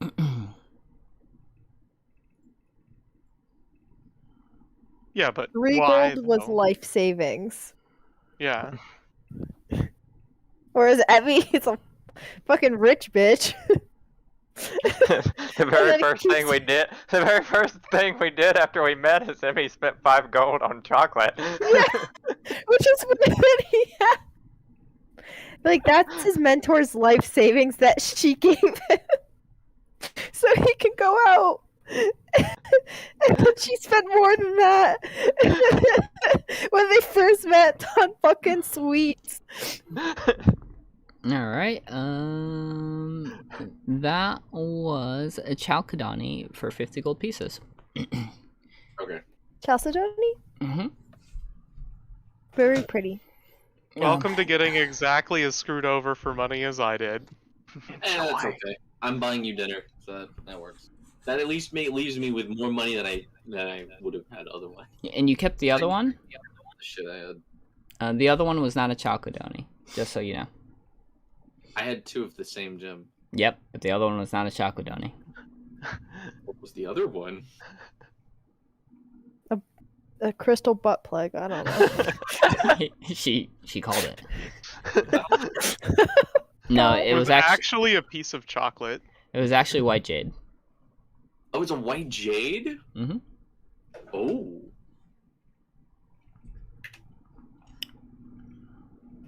Air white jade's more common because to get the vivid green that's most sought after in jade in like real life. Yes, in real life you're correct. White jade I is know more rocks, common than motherfuckers. it's what you bring to the D&D table. I know rocks. Alright. Well, everybody sits. Donar, you notice that your food, while spicy, I want everyone also who's eating, very spicy food to make a Constitution saving throw. Oh wow, that one rolled really good. I'm mild. Including Donar or no? Yeah, you can roll yours with advantage, but you probably won't need to. But you will notice that yours had a more earthy taste to it, as he was trying something new. That's up to you whether you liked it or not. You could even with that throw, you can't say that the spices, like with a 7, the spices one got to you. It's more of like whatever else he put in, it feels maybe doesn't sit right with your palate.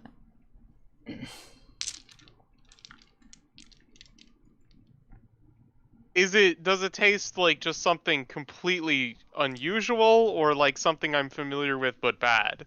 Something you're familiar with, I wouldn't say but bad. It was something like he tried to take the seeds that you gave him to grow his own while it was in the youngling phase, like while it was budding. He tried to take like an extract of that and try to use it, but either you think it doesn't work or it just doesn't go well with your palate. How fast do these things grow? Because you just gave him the seeds yesterday. Well, no, I gave him like the remainder of my peppers and whatever seeds I had. Yes. Now, see this one. That's why I'm saying like this is a budling, and there's a reason for that. But no one's asked, so I'm not going to say anything yet. So I will finish it.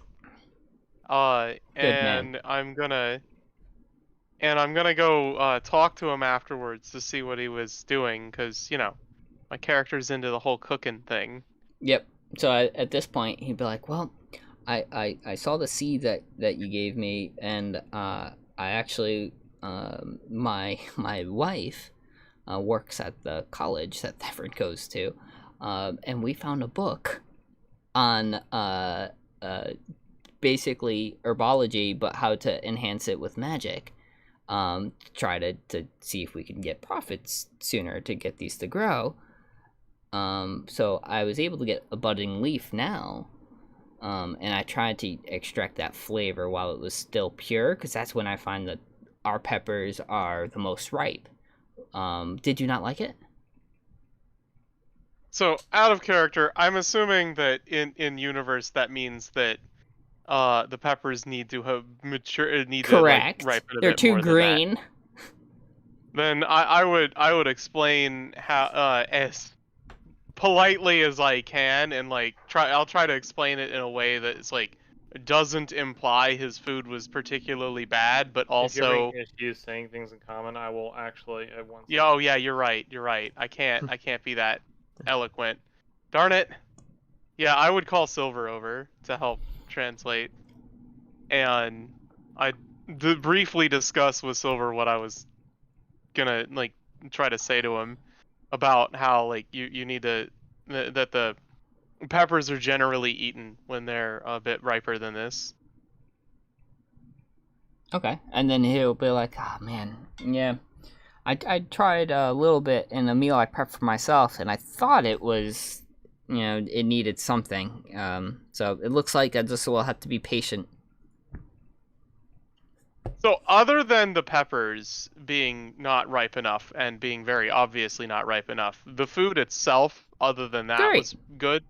Great. I would say that it probably threw you off, but once you kind of isolated that irregular feeling, everything else is great. Oh yeah, so then I would tell him that like I think it works, that they just need to ripen a bit more. Nods. He's like, all right. Well, thank you, of course, for giving the peppers and sharing your knowledge. I mean, in any time for a fellow enthusiast. At that point, I want to roll for the pseudo dragon. Oh wow. Well, you found out that the pseudo dragon hates spicy food. He is very angry as he sits on like Thevron's shoulder. He's just standing straight up, like breathing like smoke. As That he's is like trying to adorable. get the taste out of his mouth. He just burns it out. Like burning his own tongue with fire. Well, we live and we learn. He tries to he's holding up his glass of water, as which of course, as we all know, does not make this better. I like to think the dragon's like sneezing uncontrollably and like Yes! blowing out little fire. Well, thank you so much for the meal. He leaves. Of course, he pays for himself. He 3 silver. He says, "I need to go back and take care of this little guy before he burns down where I sleep." I bid you all a good day and safe journey. And you know where I am if you guys ever need me and require my services. As he walks up and leaves. Yeah, I'd give him the fist and palm, and more of a nod than I give to most people. Well, except for most people. Just the usual. So, yeah, and he nods back and it just kind of walks away. So everybody else, I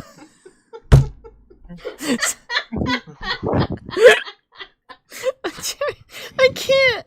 Okay, I've composed myself. I've composed myself. All right. So Emiko sits to the sweets vendor. Do you remember? She was an elf, wasn't she?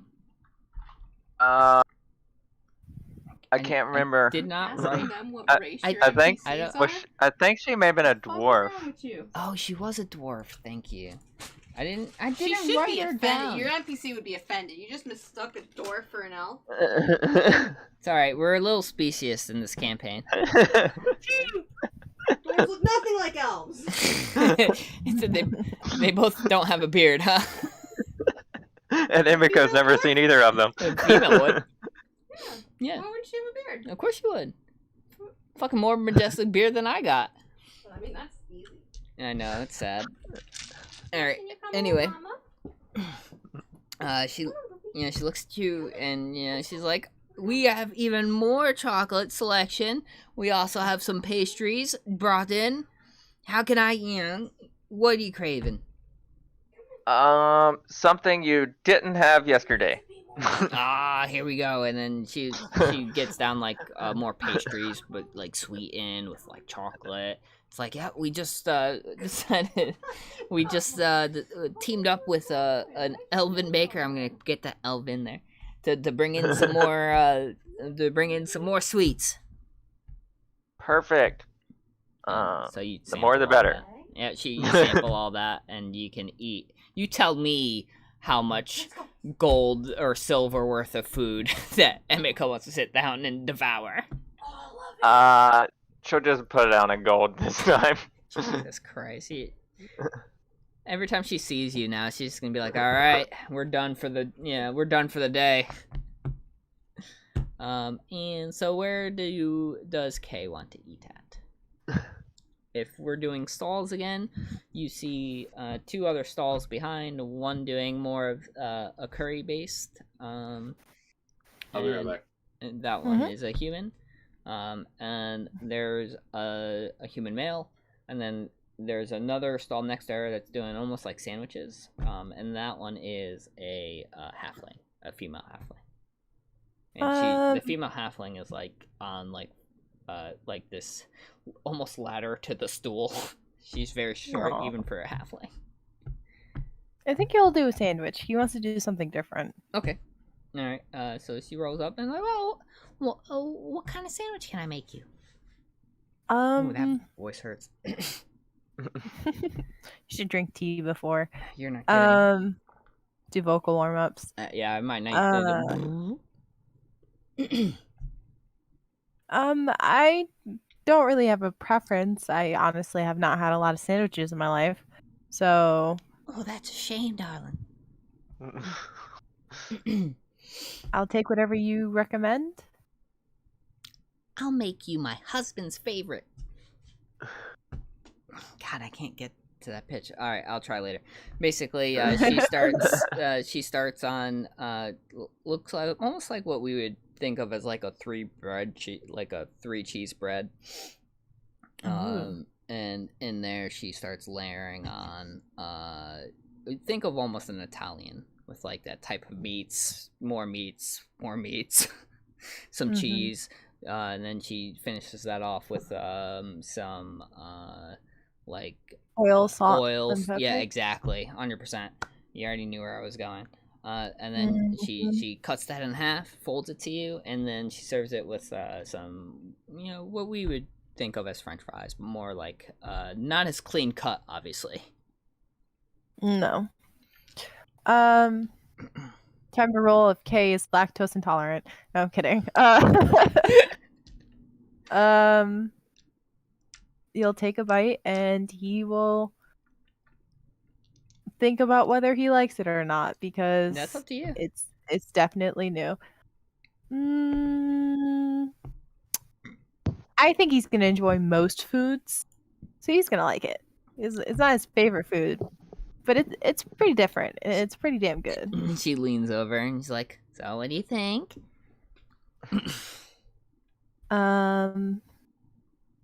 He's still like chewing. She's like,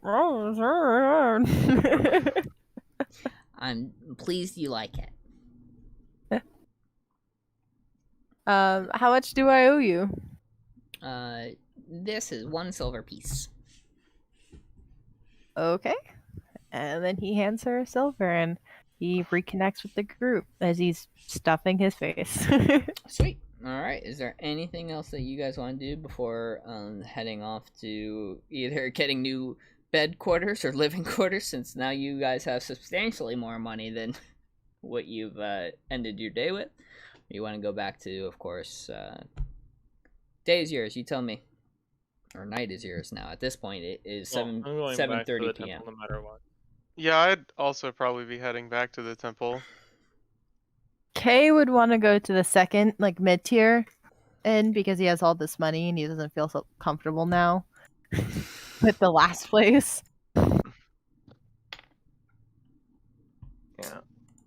Yeah. Emmy had already purchased 2 nights, so she was just going back to In the same one. Emmy went to the mid-tier, right? Yeah. Yeah. So you guys can go together. Alright, when Ez gets back, I imagine he'll go back to the church district with you guys into the temple.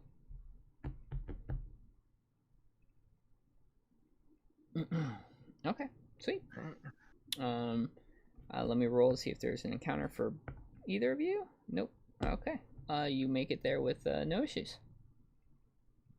I was gonna do a short rest when you said we could do a short rest, but I realized there was literally no point, as I'm not missing any HP and I don't get spell slots back. Well, now you can take a long rest, unless, of course, the night is yours to RP with at all. Well, I have to do something with Kay, just because obviously she just arrived. So, and this is the Boar's Head Inn, right? I just want to make sure. I believe so. Yes. I think so, because the Maelstrom was definitely the low-tier one. Yeah, that was it, because I'm in room 110. I wrote that down. Sweet. Better than I am. Poor Ugert. Feeling she's gonna disappear off the face of the planet now. What, the innkeep from the original inn Yeah, that the she was at? Maelstrom. I mean, he already paid his due, right? Yeah. So I'm saying no one's ever gonna go back there now. Nothing like a character that gets like, just never know. forgotten in the time. Yeah. It could be a big bad. Their business go under because no one supports them. That's it. And then she just teams up with all the other evil people and with her business acumen, takes over. I mean, she didn't seem evil. She was not. Yeah, but now she is. Losing your business could drive you that. I thought she was a retired guardsman, actually. Yeah, she was. Yeah, Boar's Head. So she still has connections to the guards. That was her name. In which could get you killed.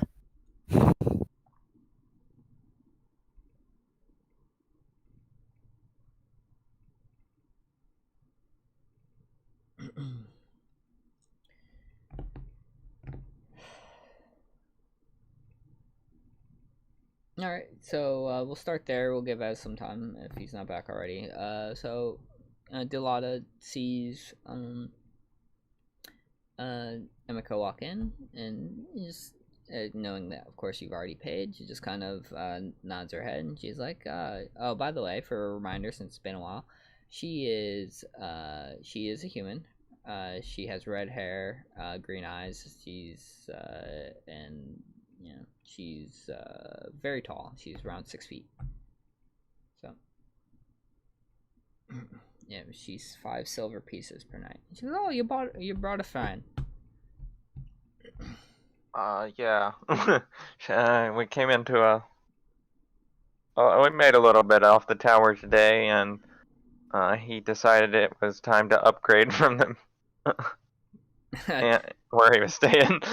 Oh, were you staying at the Maelstrom Inn, lady? Or fella? She's asking you a question, Kay. Don't ignore her. Yeah, she, the innkeep was very kind, and I was treated really nice. It's just, well, Yeah, that part of I town. found my way into a little bit more money, so I could afford a night here at least. Yeah, And I don't feel comfortable going over there. Our locks are on the inside. Outside. At this point, can you make an insight check? Oh, God. I don't even remember how his insight is. We will find out. Nothing of note. Okay. He got a 15. Okay. When you first walked in and she locked eyes with you, you can almost tell that she was taken back by your appearance. Yeah. She recovered quickly though. And yep. So that's it. 15. It's 5 silver pieces per night. How many nights would you like me to book you down for? Can I stay for 3 nights? Of course. And then I don't know how long I'm going to be here, to be honest, but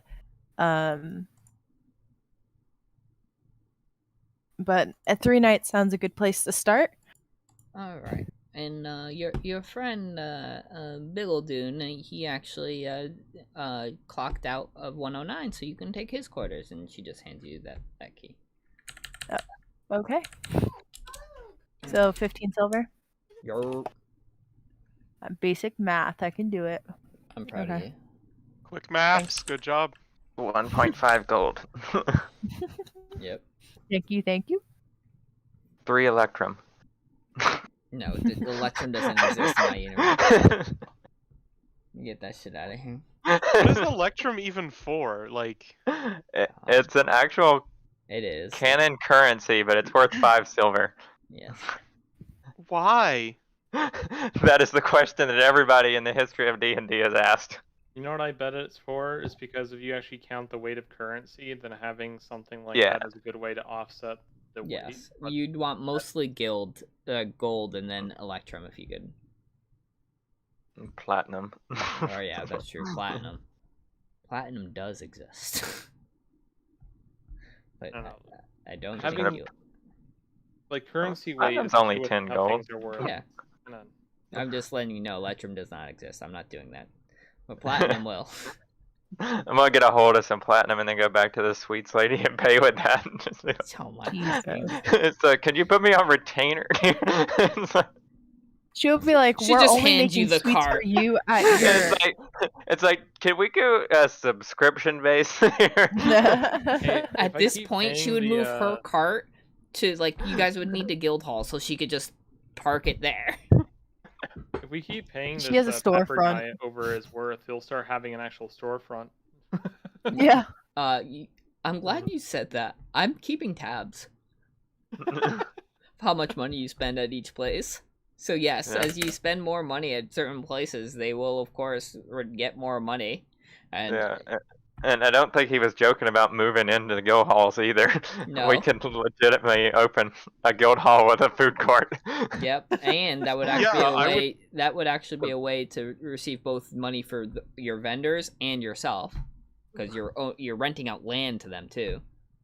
Yeah, moving shit. the spice guy into the guild hall as like a food vendor would be You great. guys I'm need a down guild for that. hall first, but yes. Wait. Could we technically pay one of these people to have their own storefront and tell them to sponsor us, even though we're the ones sponsoring them? And have a really Wait. weird like.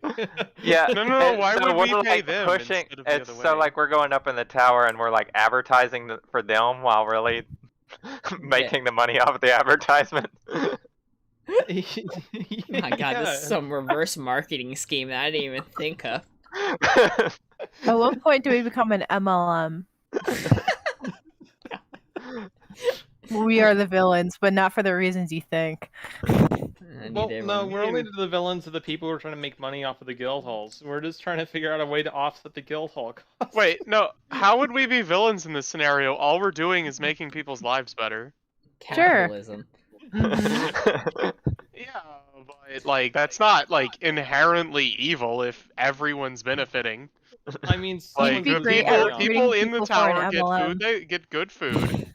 The people cooking make more money, and we also but get good someone food isn't and make even more paid money. properly. That's mostly the people who, set up the guild halls. Because it's like, you guys need to have something of worth that's like, we're just gonna trade you nothing for everything. Alright. Is there anything that Emiko and Kay want to do before bunkering down, and then we can fast forward? It's probably not that late, so I will spend a little bit of time meditating on the flaming sword deal. Gotcha. Makes sense. Right. Roll. I want to mention that I'm actually meditating in the Zen hall before it's bedtime. Let me roll to make sure you guys don't get an encounter. You didn't, so that's fine with me. So roll a con check, and then what's up? Oh, I was gonna say that I would want to read over the scroll I got from. Darn it! How have I forgotten his name already? I remember it started with a T. Thevrin. God. So am I rolling so a bad at names. con check or a con save? What is it? Let's just do con save. Alright. Only at 12. Okay. It's not as foreign as a concept as you thought it would be, right? But you feel something's there, but you feel like you haven't fully mastered it yet. Alright. I will say too, like I remember I said that flame will be a quick, right? Yeah. I think once we feel like it's been fully mastered, we're gonna move that to not even a quick, like a free, always on. Yeah. If that works with you. Sure. I'm always open to leaving my bonus action open to other things. Since you want to use your bonus action for so much shit. Alright. And you were focusing, you were meditating as well? Kay?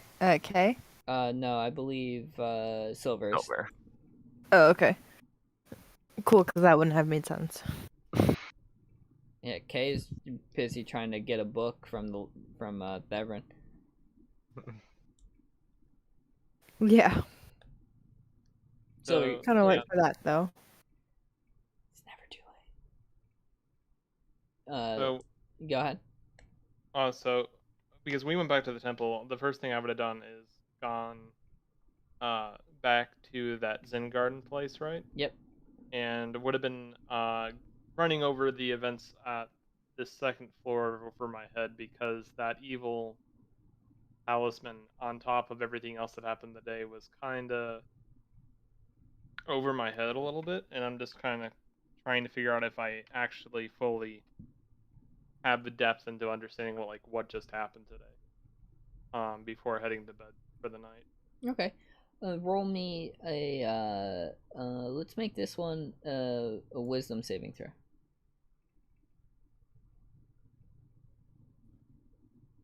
Jeez. Not the greatest.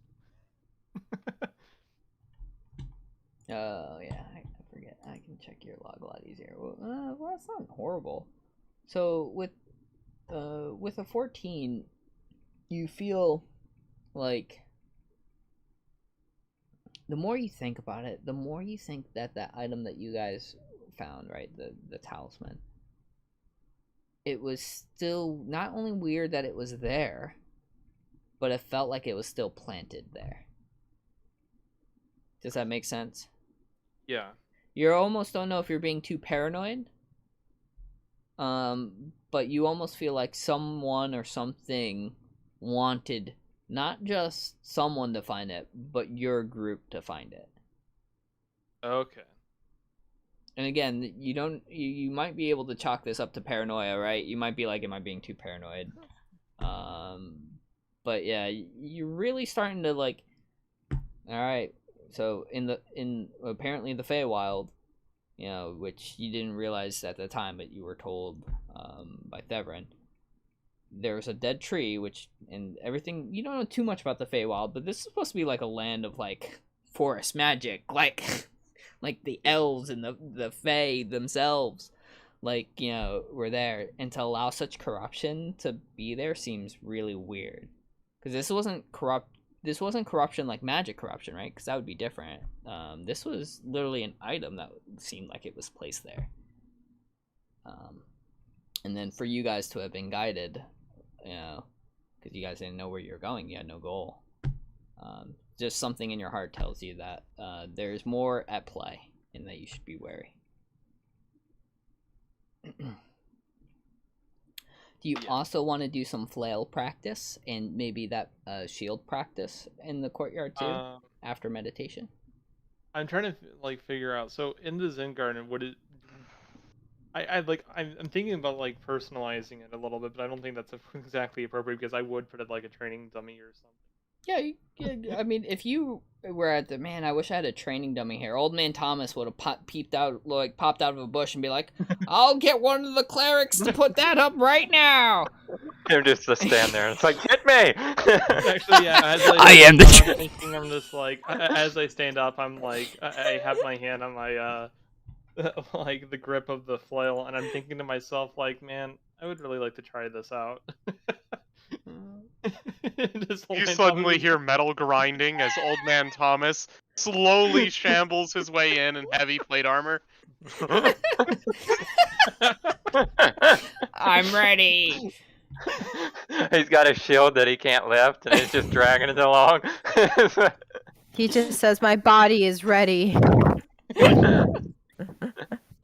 Well, yeah. So, no. If there is or will be a thing, I will practice against the dummy then, or the target. Yep. All right. So you go ahead and roll an attack roll for me.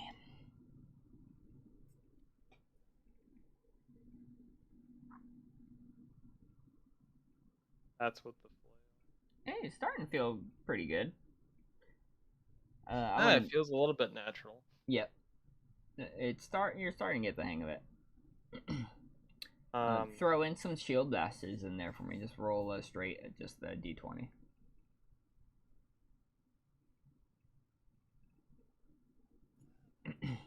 Ooh. Man. With that, my shoulder just popped out of place. I was actually gonna make it so like you go to like shield bash, which is not really something you've tried to do too much, right? Incorporating your shield into your offensive, and you didn't have like, you know how some shields, and you can correct me if your shield doesn't have this, but has the arm braces that would hold your arm there. Yours wasn't tightened enough, so there was way too much cushion. So really what you did was you slammed your forearm, since it wasn't pressed against the shield, to the shield, almost spraining your forearm. And you decided you're done practicing for the night. Yeah, no, that hurt. Yeah. It might be broken, you're not sure. One of the clerics does mend it for you, though. Yeah. All right. Does anybody else want to do something before bed? I imagine, as in, if he comes back, would want to do his personal talk with Donar. I'm here. Sweet. But, and if you guys want to move to a private chat, you guys can have that combo now, unless you think I need to be present. I mean, unless you want if you don't care if you're present No, for no, it, we it can always doesn't. It chat doesn't. about it later It before doesn't the next matter. I session. don't think any of my NPCs are present. So unless like you guys are gonna start like attacking each other, which is you never know, then pull me in. But yeah, you guys can go in private and have that conversation. Anyway, Kay. Can Kay try looking through his book or trying to read it? Yeah, that book that you found, correct? The one that was just there. Yeah. Mm-hmm. And if correct me if I'm wrong, it was weird, like it was in runic writing. Yeah. That you couldn't make of at all. Mm-hmm. There wasn't even one page, right? I'm trying to remember if I revealed the page to you or not. No, right? I don't think so. Okay. I want you to roll an Arcana check. I know all the Arcanas. 2, I think. Yeah, this book is really weird. Like something I have proficiency in, and I roll shit. Yeah, you can roll. You can roll with advantage. No, it's good. I rolled shitty. Okay. I'm not gonna go back on that. It does make sense to roll for advantage, but all right, that's fine. So yeah, this book's weird. It at one point you feel like maybe you're reading it wrong, like maybe this book's supposed to be read from right to left or from bottom to top. Yeah, at one point he flips it upside down. Yeah, exactly. That's exactly what I was gonna do. Maybe I should start from this. And you're not quite sure if you're onto something or not. Great.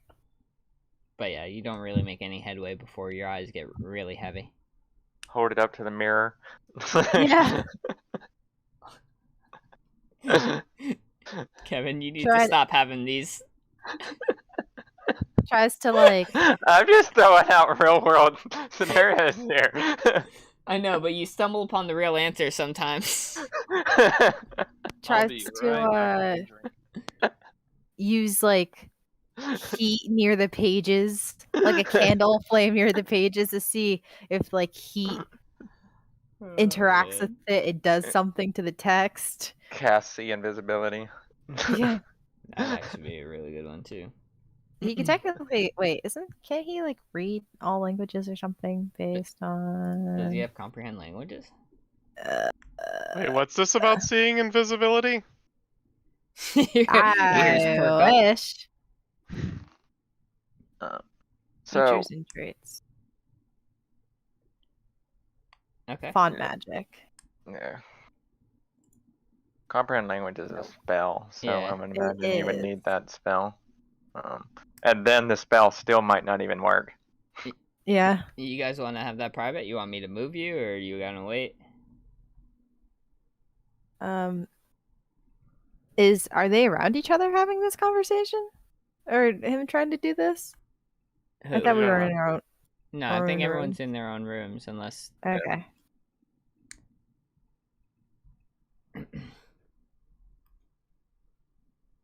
So yeah, you really don't make any headway. Is there anything else that wants to happen tonight? No. He gives up. He's like, this bullshit. Goes to sleep. I can read. I can read so much more complicated textbooks than this. Alright. So imagine this conversation will happen then. If you guys want us all present, great. If not, I will drop down in private. It is 8:53, so this will probably be the last thing we do tonight. But yeah, so my plan is talk to Hunter's character and then read the scroll. And that's gonna be my night. You should also do some flame breathing. Do I have time for that in addition to this? Yeah, you'll be able to do that. Okay, sure. Yeah, I'll do that. Okay. I was thinking about asking, but I didn't want to try to like. No. And you're then good. I do everything. No, you got all time. at once. It's only like you guys ended the day at like 7:30, right? Like even if you guys want to wake up at 6, you guys have at least like 2.5 hours. So unless this conversation is gonna take you like 3 or 4 hours, but you never know. Probably not. Yeah. Maybe. So yeah. So for everybody else, we'll pick up the next morning where you guys can decide what you guys want to do. I'll be waiting outside the temple for Silver at like 5:30.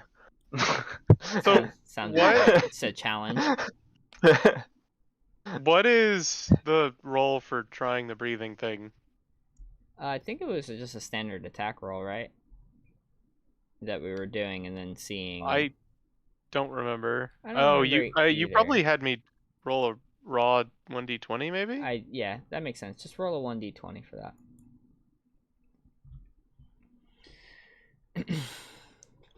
But yeah, for everyone else, I will catch you guys next week. For anybody who does feel like this, obviously is mostly Sam and Car. If you guys want to do something, I'm probably gonna be up for another hour, but not too much longer. Yeah, I might jump on the PlayStation and do a few games of Fall Guys. All right, I'll probably jump on and at least talk for a little bit. Alright. So I got a 16, but it Yeah. also occurred to me insight might make sense given that I'm trying to like determine how something works. Yeah, you can But- insight yourself, right? Like, Yeah. yeah. So a 16. So then what's it would a be a 16 with- 17 if All right, it's that. 17. So, and this is how many days have we been doing this? 3? This is I think this is literally the 19. second day, I think, of Okay. that. So the DC for this right now, and I'm treating it like Silver's DC, is at an 18. For every day that you attempt to do it, the DC starts at 20, and then it will go down 1 until 15. So not quite there, but you feel like you're really close. Like you. And see, then like, that's a when Hunter's sparkle. character barges in. I'm like, damn it! Yeah, oh my god, you feel, that's even better. You feel yourself about to do it, right? Like you got it. You feel it down there, and then Hunter kind of walks in. or Ez walks in. And then just like a burst of flames comes out instead. You just hear, damn it! Alright. Stares blankly at you. Doing something interesting again, I see.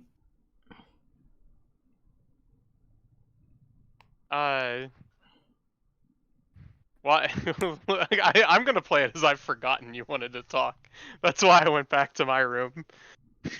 I'm like, you need something? I asked you earlier to speak with you. Okay, yeah. So, what did you want to talk about? I need to clarify some things and to get some clarity on some things that I feel only you can tell me, and Silver does not particularly wish to speak to me at the moment. Look out the door. Look at the doorway, thinking about Silver, and I'm like, yeah, probably not. Firstly, your conversation with my father. Correct me if I am wrong, but your goal here is to prevent the champions of Bane from reaching the top of the tower. Not my primary goal here, but it would be probably really unfortunate for everyone if they did go to the top of the tower, yeah. Is that not the task that Bahamut gave you? Yes, that is a task that he asked us to do, correct. That's what I was asking. So, you seem to be under a somewhat of a false impression. Oh, yeah, okay, see ya. Bye. Okay, so you seem to be under a false impression here. I'm here to stop a war. I am helping Bahamut because he asked me to do this. And what kind of person would I be if I did not help family? However distantly related we may be. So I am helping him out. He's not actually a dragon, right? I look at you really suspiciously.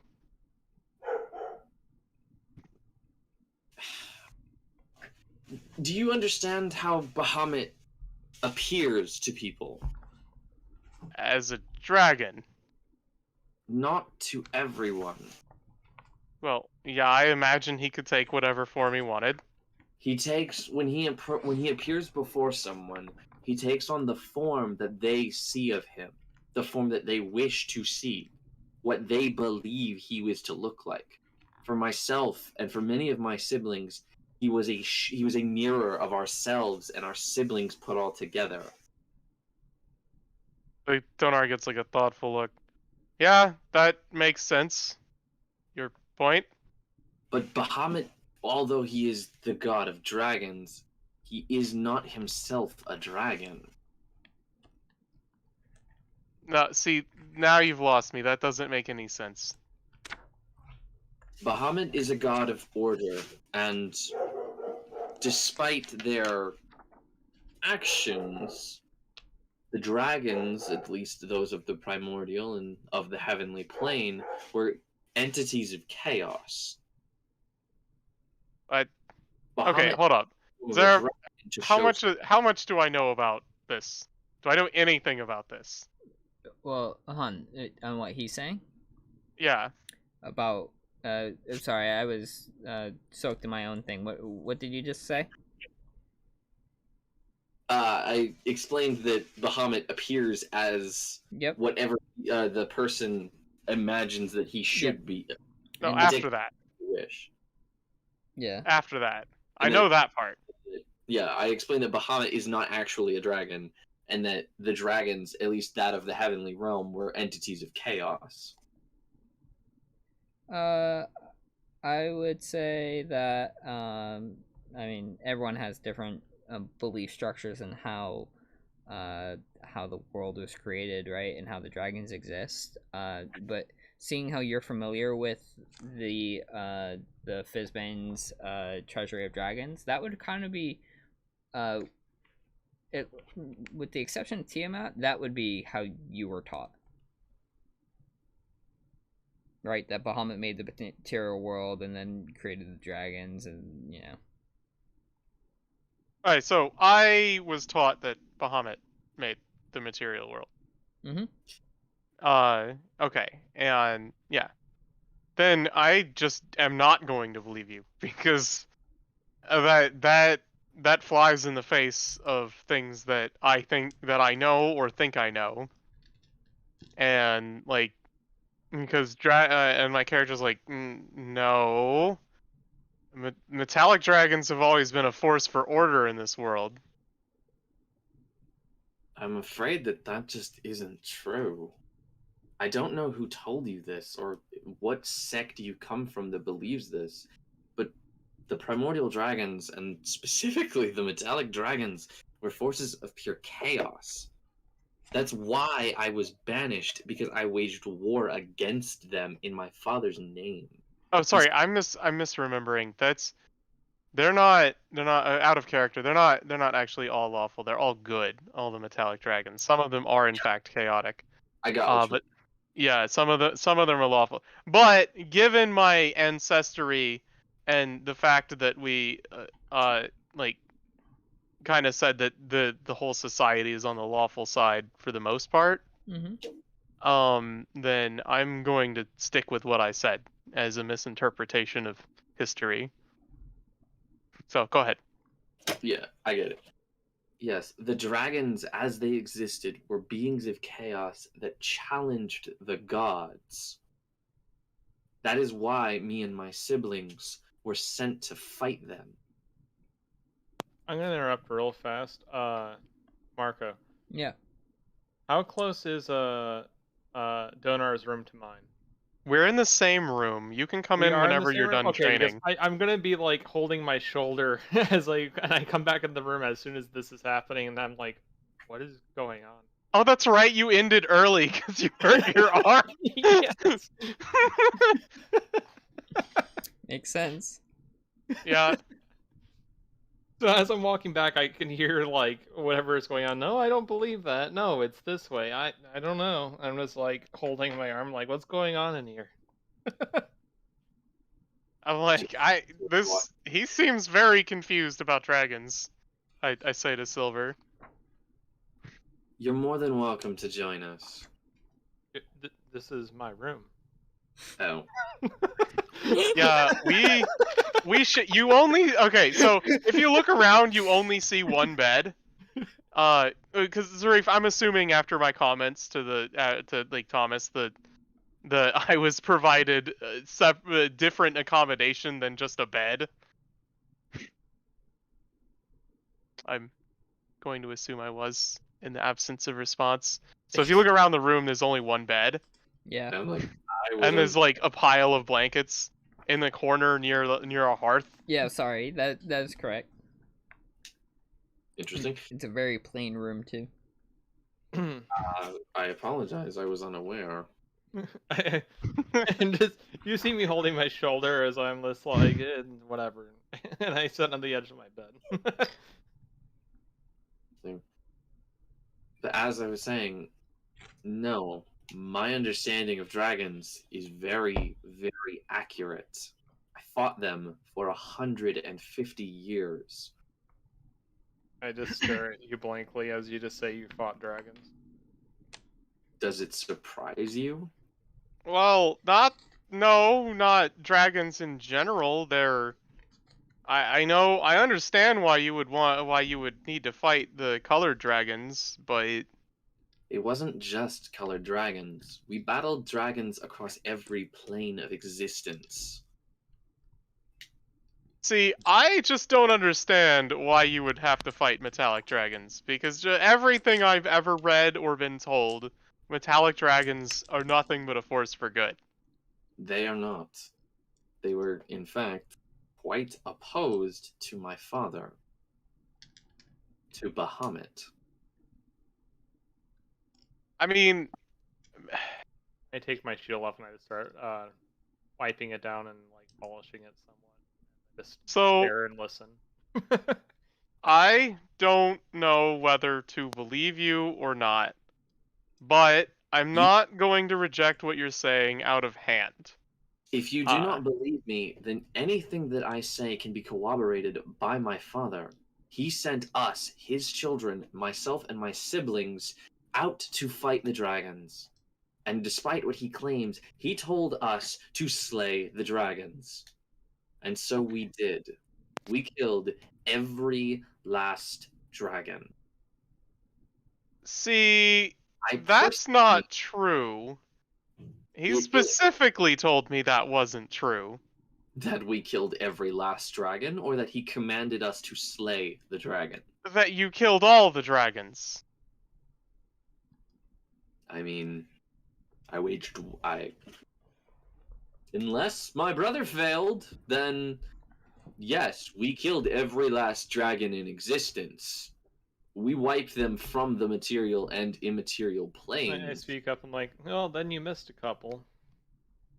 Yeah, so here's the thing. We're looking for a dragon.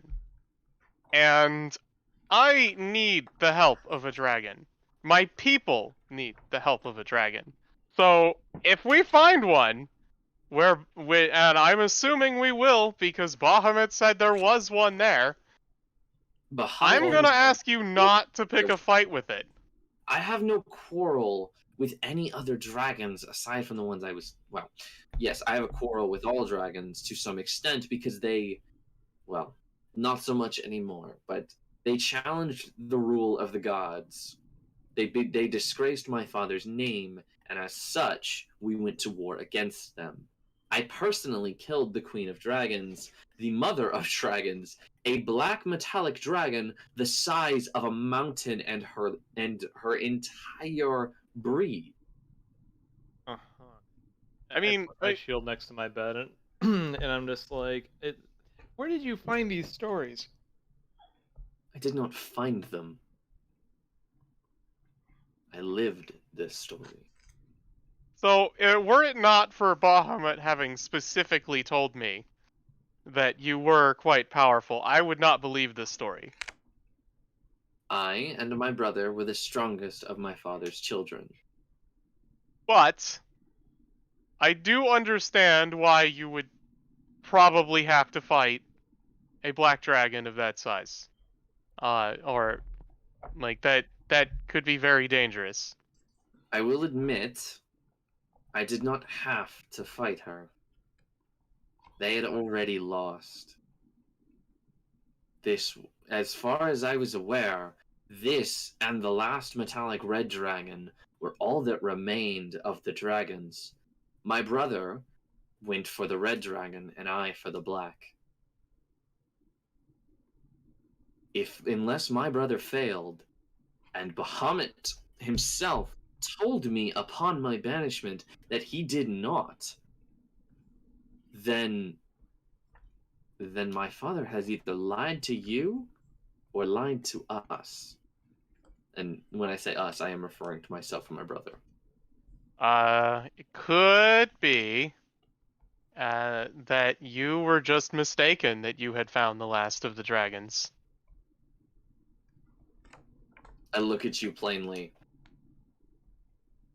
Mistakes like that are not easy to make.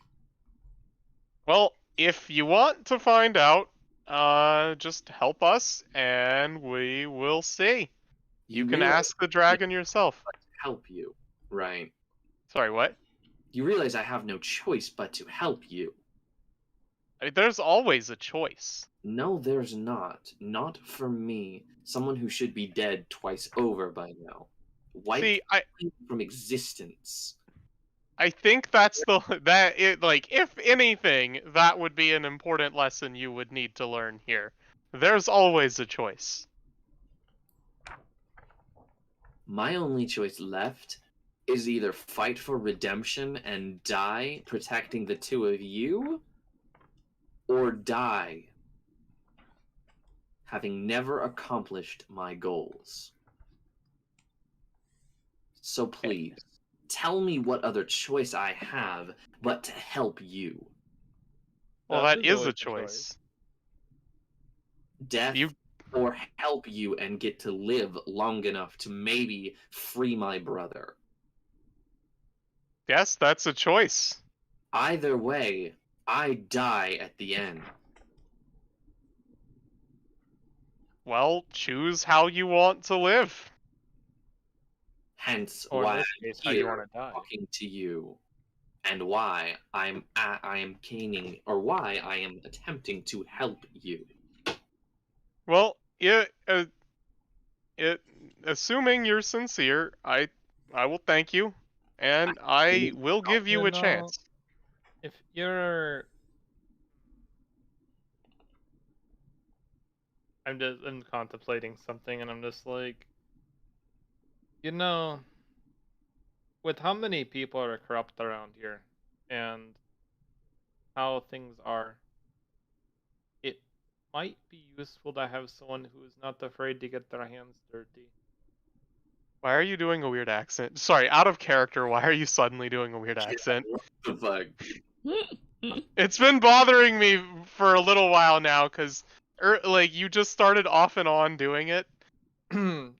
Two things. One is my character actually does have an accent, and two, tries not to speak very Interesting. much.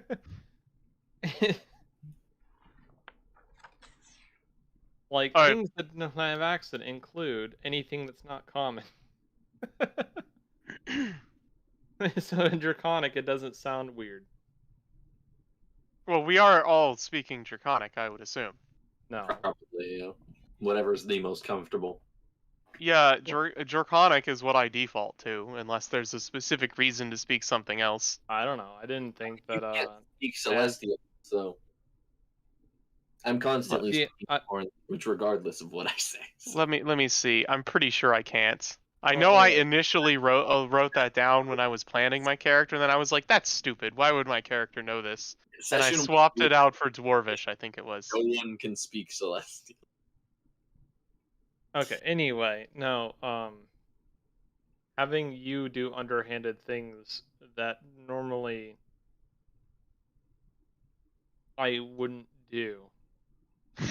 You're gonna try to like word game the whole morality thing. No, I don't and care be if like, I, well, like, I'm not doing okay, it. I mean, I'm not a lawful good character. I'm lawful neutral. It's more of the things that would, in my mind, cause things to be a little bit more chaotic. Like, if I'm still very much against the corruption that's in this city. Like, it's not. You're lawful neutral. I'm lawful evil. Let's Let's get Yeah. that straight quick. Yeah, you're evil. My point being is that there's literal corruption happening in this city, and I don't particularly know how to take care of it in a manner that won't cause issues.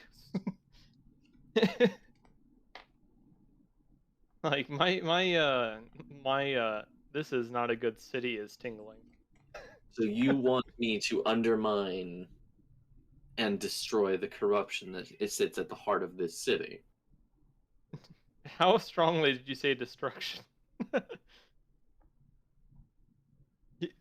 I mean, when you say destroy, are you like talking about physical destruction or just verbal meaning? I am not my brother. I am much. I carry a much finer touch. If you wanted to root, then you got the wrong sibling. I'm not necessarily gonna go out of my way and say, hurt these people, but that's. You're not going to tell me to hurt them. I'm not gonna tell you to not to go out of your way if you find it appropriate to do these things. Well, I cannot act on my own will as long as it leads to any ill will towards the two of you or either of the others. What I'm saying is that right now the city seems to be in the pocket of these corrupt few, so I don't think there's a way to do this in a way that won't making us enemies of this place. So, Makes it an issue.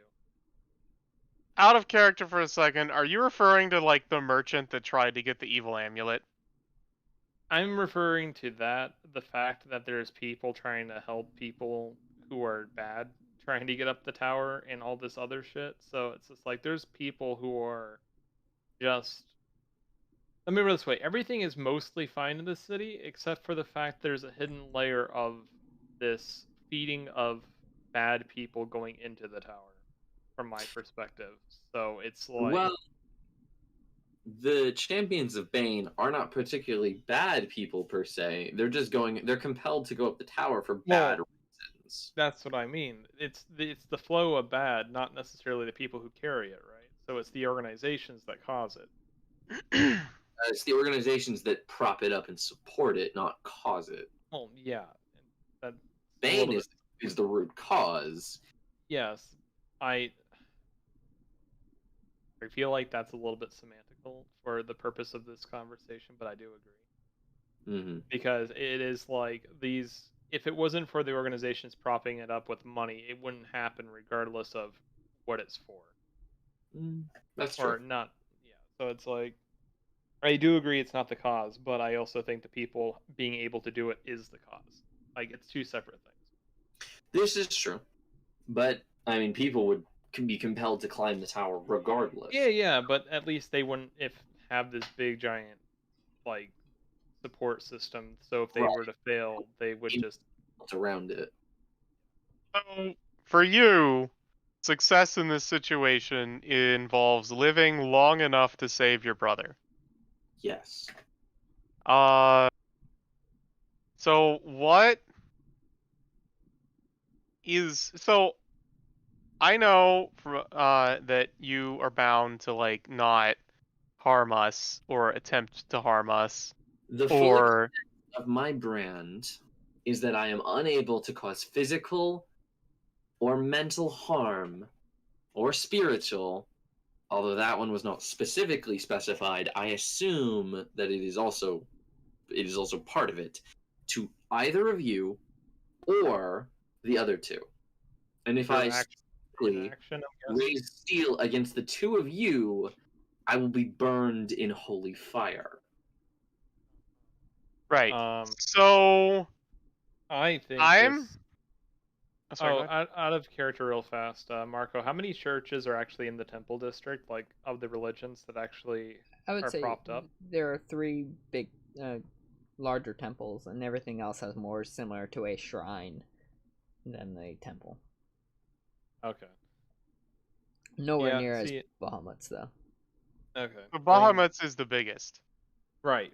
No, the reason why I'm saying this is because my character, the more he sees the corruption, is starting to have this sense of like they need to be taught law. Like, and not necessarily by force right now, but it's definitely like some people need God. Well, I kind of view them as like backwards barbarians, to be honest, for the most part. There are some decent people, but these Yeah. people really don't know how to run a society. Morally stand opposed to religion at the moment due to my current predicament. So It's not about religion. Like, my character doesn't worship Bahamut. Yeah, He he respects would him. revere him more of like a king than a Yeah. god. He reveres him And and love the respects laws. him, but does not worship him. that still flies because I know Bahamut on a much deeper level. It makes it's still in my eyes, at least in Ez's eyes, you're still fanatically loyal, and it makes Ez kind of sick to his stomach because he knows what that fanaticism becomes, because that is what led him to his current predicament. See, I'm having more of a weird, not crisis of faith, but more like a crisis of influx of faith that was not there before. It was like, oh yeah, no, the teachings and the rulings of Bahamut, they're really, really good at getting things like orderly, right? Mm-hmm. And then Bahamut's like, I'm gonna speak to you. And then my character's like, but I don't really see you as a god other than a person. And he's like, let me bestow you with all these gifts. And my character's like, uh-oh, I need to do something for this. Bribery at its finest. Involved. Whenever Bahamut becomes actively involved, bad shit happens. So Right, anyway, back in character, what was the last thing you said? I cannot harm you. I cannot harm you in any way. And I cannot do anything that would lead you to harm. Okay, so why do you, what do you gain from rescuing your brother other than his rescue? Nothing. I simply free the last of my kin. My brother and I, although I don't know how much you could actually count me anymore, are the last of Bahamut's celestial What children. does it mean to free him? To free him from the Raven Queen's grasp. Yes, what does that actually entail? Is he like in a physical place? Is he being mind controlled? Is he physically He is held? in the tower, and his mind is bound to her will. I can sense him even now this far from the tower. I know I first noticed it when I first flew by the tower our first day. I could feel his presence. I know he is in there. So, And if I wager, I know where he is. if you're willing, like, I know you're bound to not, like, harm us, but if you're willing to actually put active effort into assisting us, beyond just not harming us, then I may be persuaded to assist you in rescuing your brother, though I would have to consult with Bahamut on this. Bahamut will tell you the same as he told you with me. Depending on what state my brother was left in, saying this could very likely lose your support, but I will say it anyway in the interest of truth. My brother and I were scorned for acting on our father's wishes, because we took his words too far, as he claims. I had my body stripped from me. All that remained of me is my soul, and now I inhabit this mortal shell. I don't know how, I don't know why. I had assumed, until I was corrected, that this body was a prison and a punishment given to me by my father. I do not know how or why I inhabit this form. My brother does not share that punishment, that fate. He is still in his original form, meaning that 3 times more powerful than every being on this planet. Or on this. Okay, I don't see how I could assist in rescuing someone that's that powerful. But if something can keep him caged. What could we even do about it? He is under the control of the Raven Queen. She is a being of manipulation in the service of light. She serves the good by manipulating everything and controlling it to a utmost degree. She has placed him under her spell. With all things, it is not impossible to break.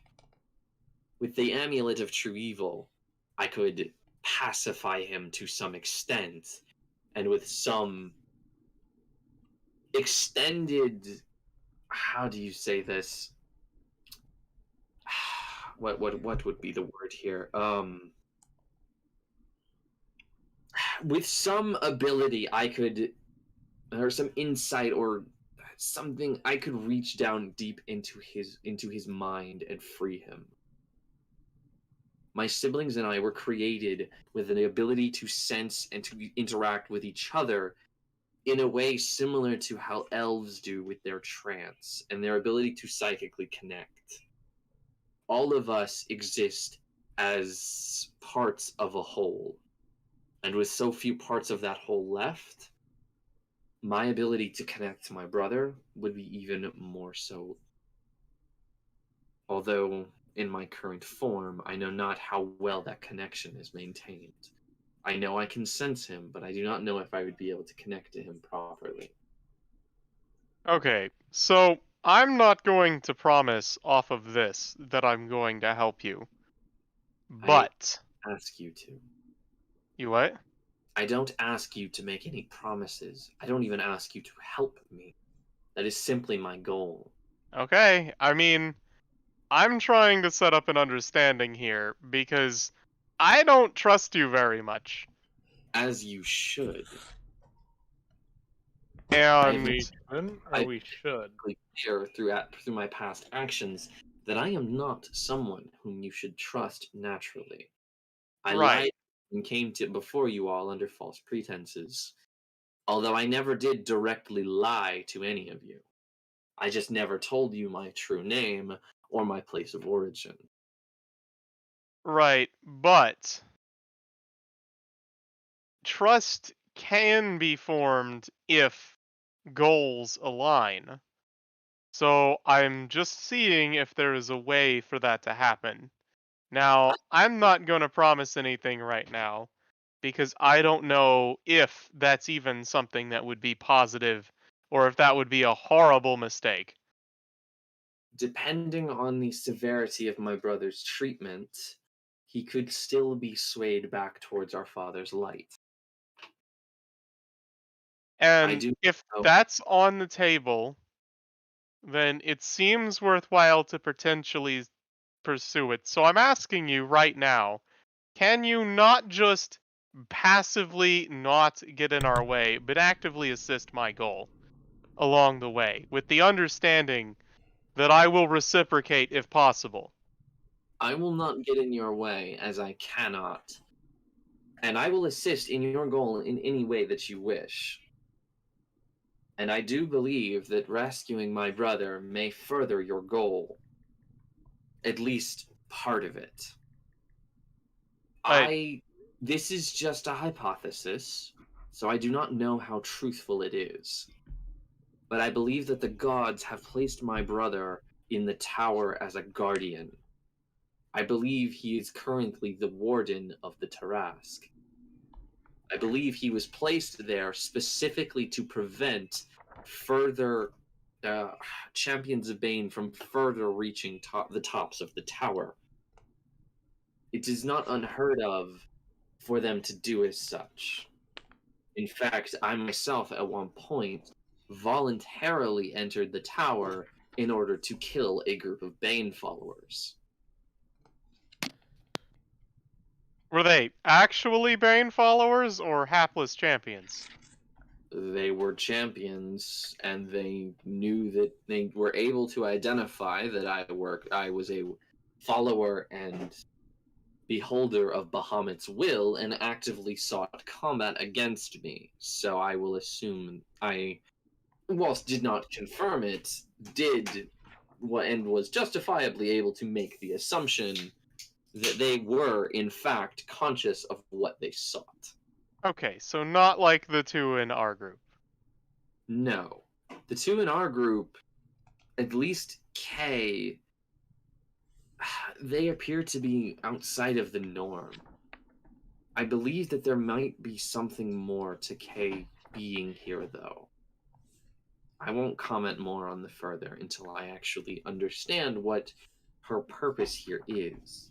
It is not like the gods to send an emissary, no matter how unwilling, without some kind of direction. Even Bane is not so fruitfulous. Well, As for Echo, I don't know. I believe there is more to that than than she is willing to tell.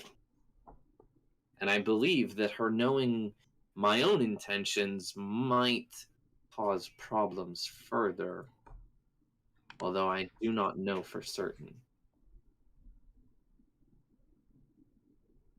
well, I guess keep your eyes open then. I haven't seen anything, but if you suspect, feel free to investigate.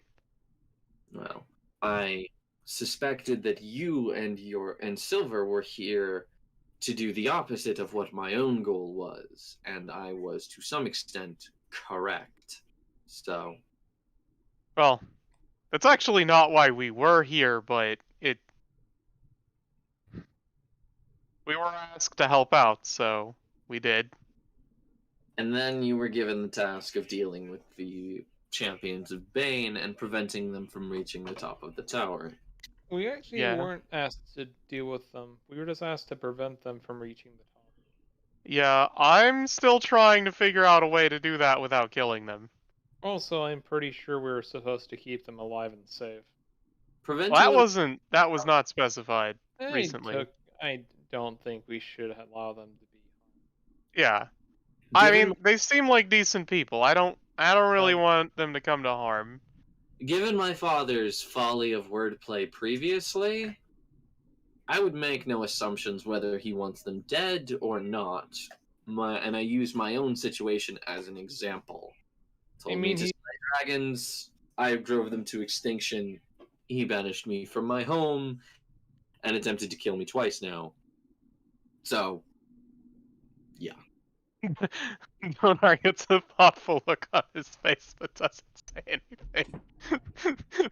Because out of character, that would be an exact repeat if we did kill them to keep them from getting to the top, like Bahamut asked us to do, and then he disapproved of the action afterwards.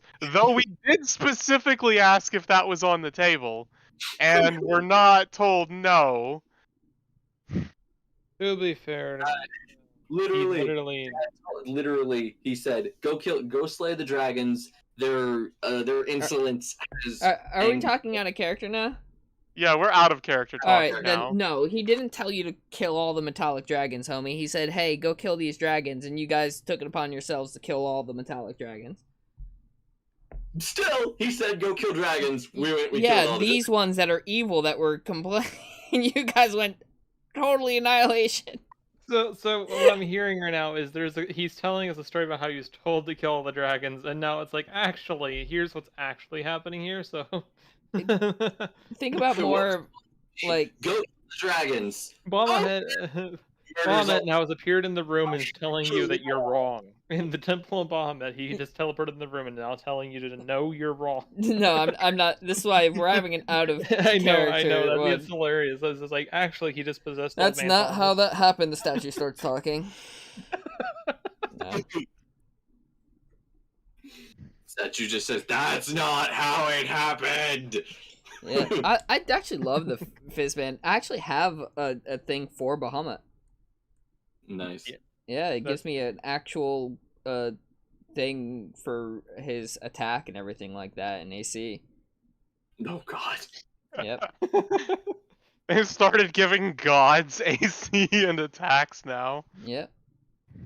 How do you quantify a god's armor class? Apparently it's 23 if it's natural armor.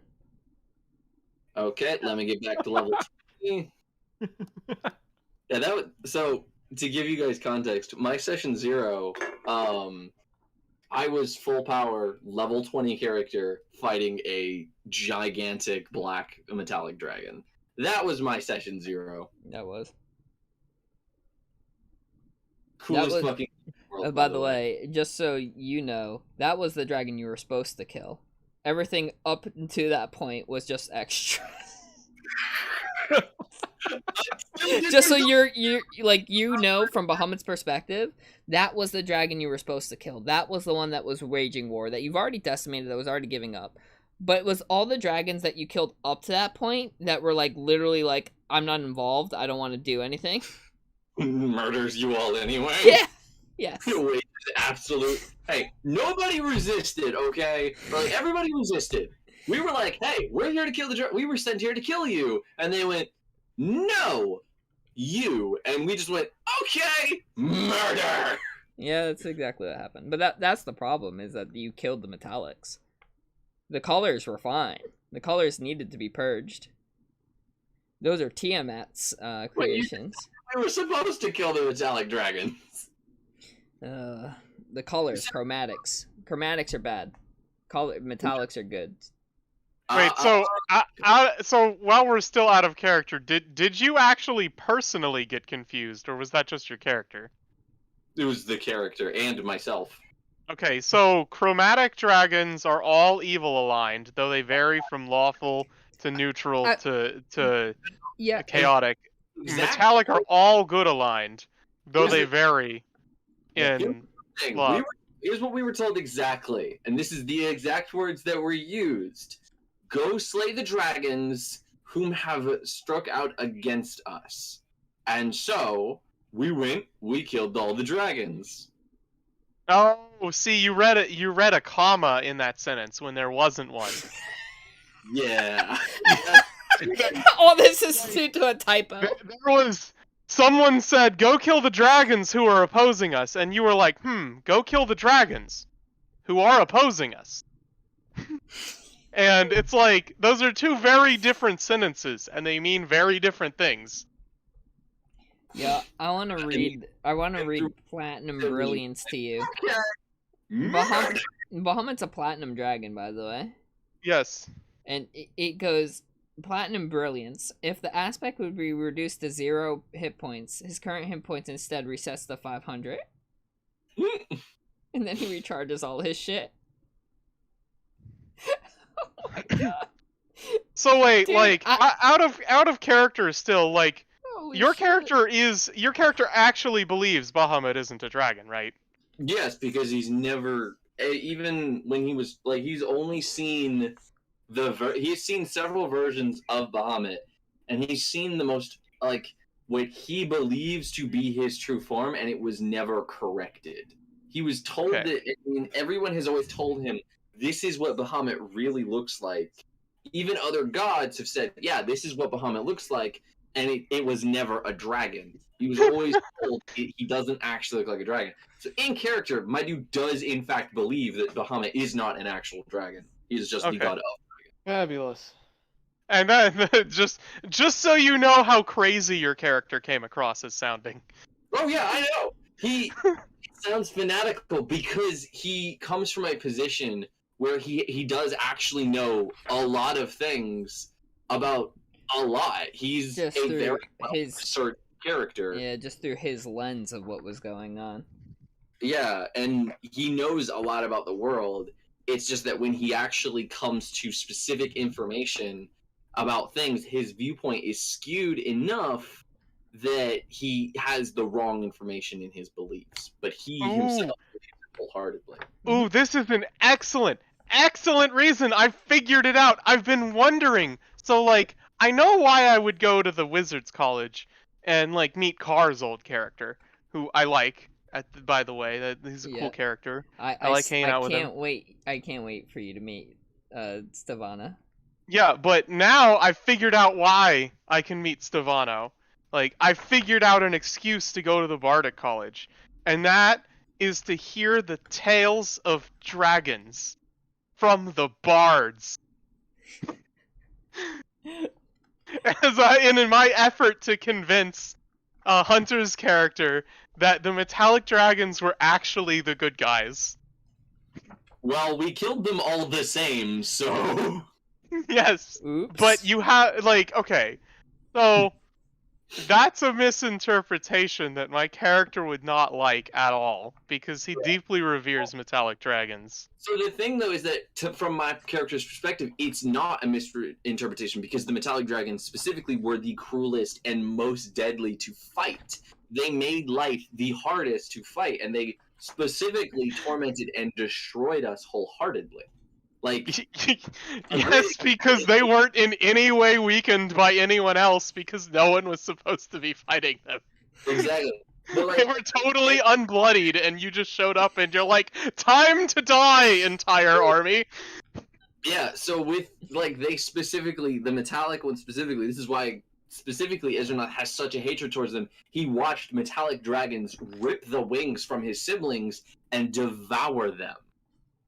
So, in Ez's eyes, the metallic dragons are the most evil, due to the simple fact that they were the most cruel on the battlefield. Yeah. But, anyway, so... I feel like our characters have come to, like, as much of an understanding as they are going to at this point, right? Oh, yeah. I mean, the last thing I can tell you is that I can offer any information you require at this point. Anything that I wouldn't be personally aware of, I can tell you. Wait, anything you wouldn't be personally aware of you can tell us? Personally aware of, I can tell you. And I know a very significant amount of information, especially when it pertains to the gods. Primary example, I asked Silver about the Mace of Tiamat. He never responded. I asked, did Bahamut give that to you? Bahamut, by no means, should have that still. Which I also don't think he responded to. He did not. I never said that Bahamut shouldn't have it, but that's what I was planning on telling him. Yeah. Bahamut should not have been able to give that to you, because that is a relic of Tiamat specifically. Alright, so while we're out of character, you I don't know how much of this is getting adapted but into this lore, or how much of this is canon.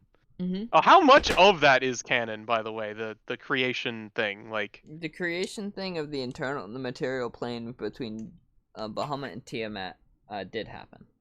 And they were indeed lovers. Yes, they were lovers. Yeah, and they created the gem dragons together. Yes. The metallic ones were created by Bahamut, and the colored ones by Tiamat.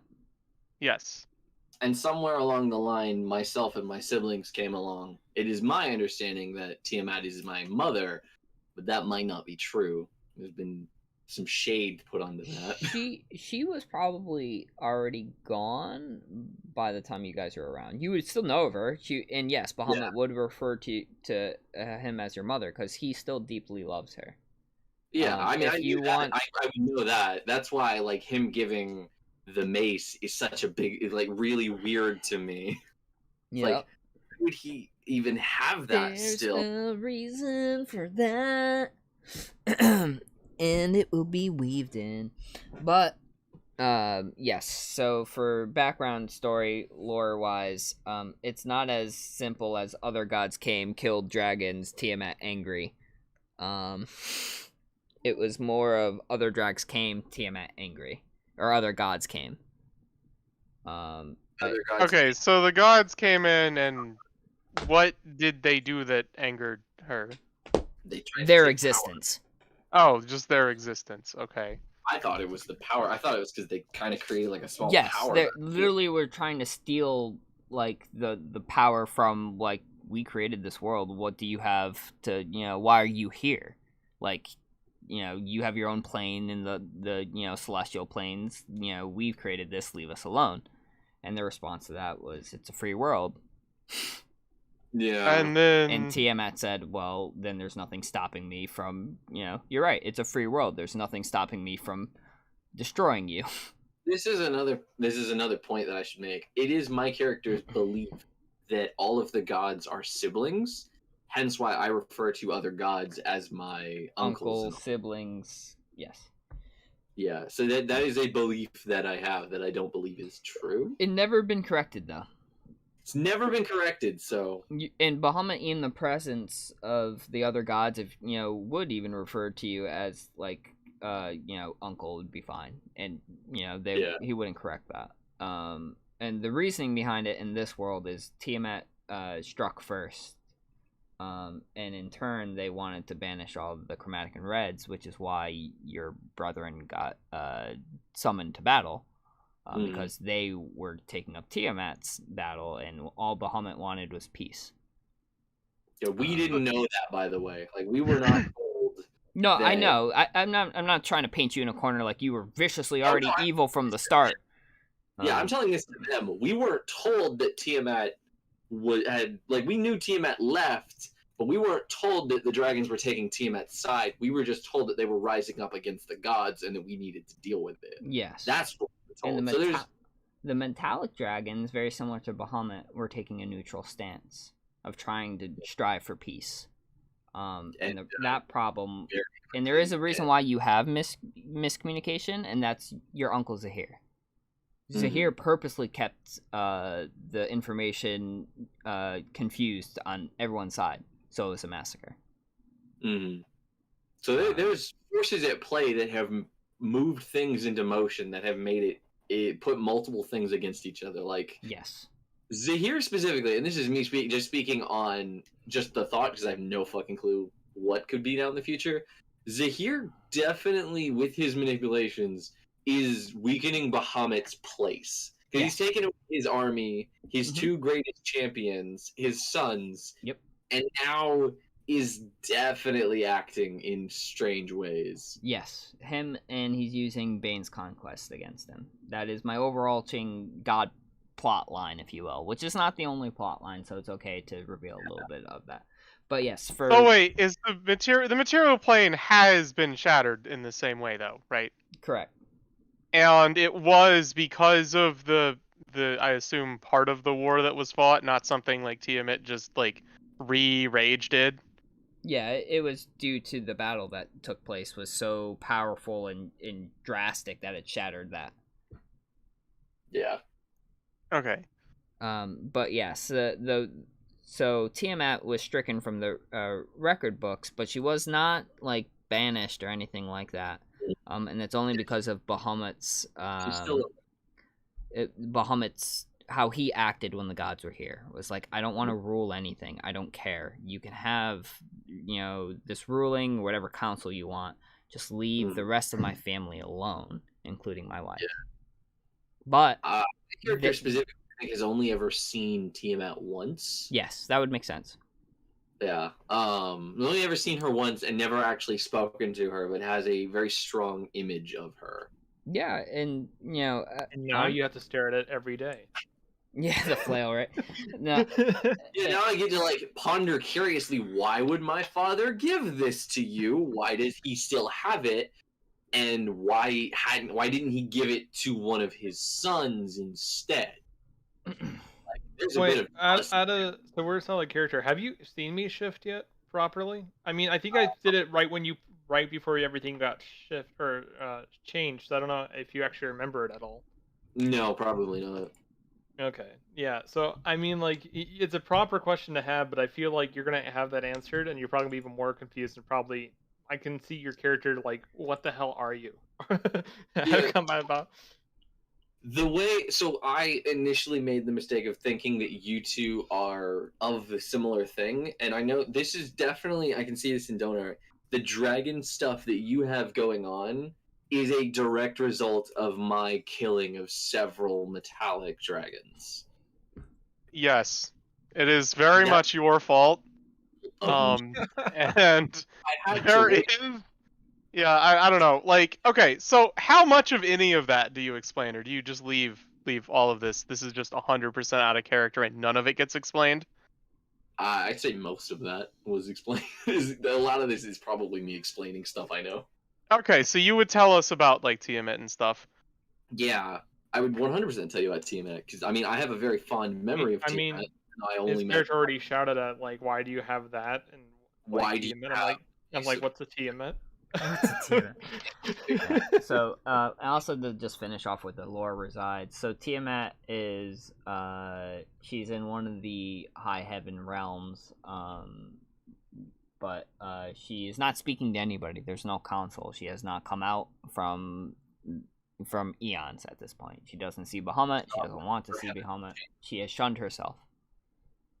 Yeah, she's not left her heavenly chamber. Yep. Because I might do something with her later. I don't know. She's in the depending on where we go. That would be really neat if I got to like approach and like pledge myself to my mother. That would be really cool. 14 levels later. Climb the tower. Climb the tower. Actually, regarding the tower real fast. So when we go back to the tower, we have to start from floor 1 again, right? Correct. Because we didn't hit the milestone? No, it's because you guys haven't figured out how to transverse the tower yet. You will eventually. Okay. Yeah, I can't help you guys with that. I've only ever been teleported to a specific section, so... Yep, so you don't know the trick yet, but you probably will be apt to help them to discover it, to be honest with you. Mm. But there is a trick he has to motivation too. Yep. So yeah, that's cool. I gotta go to bed now. Yeah,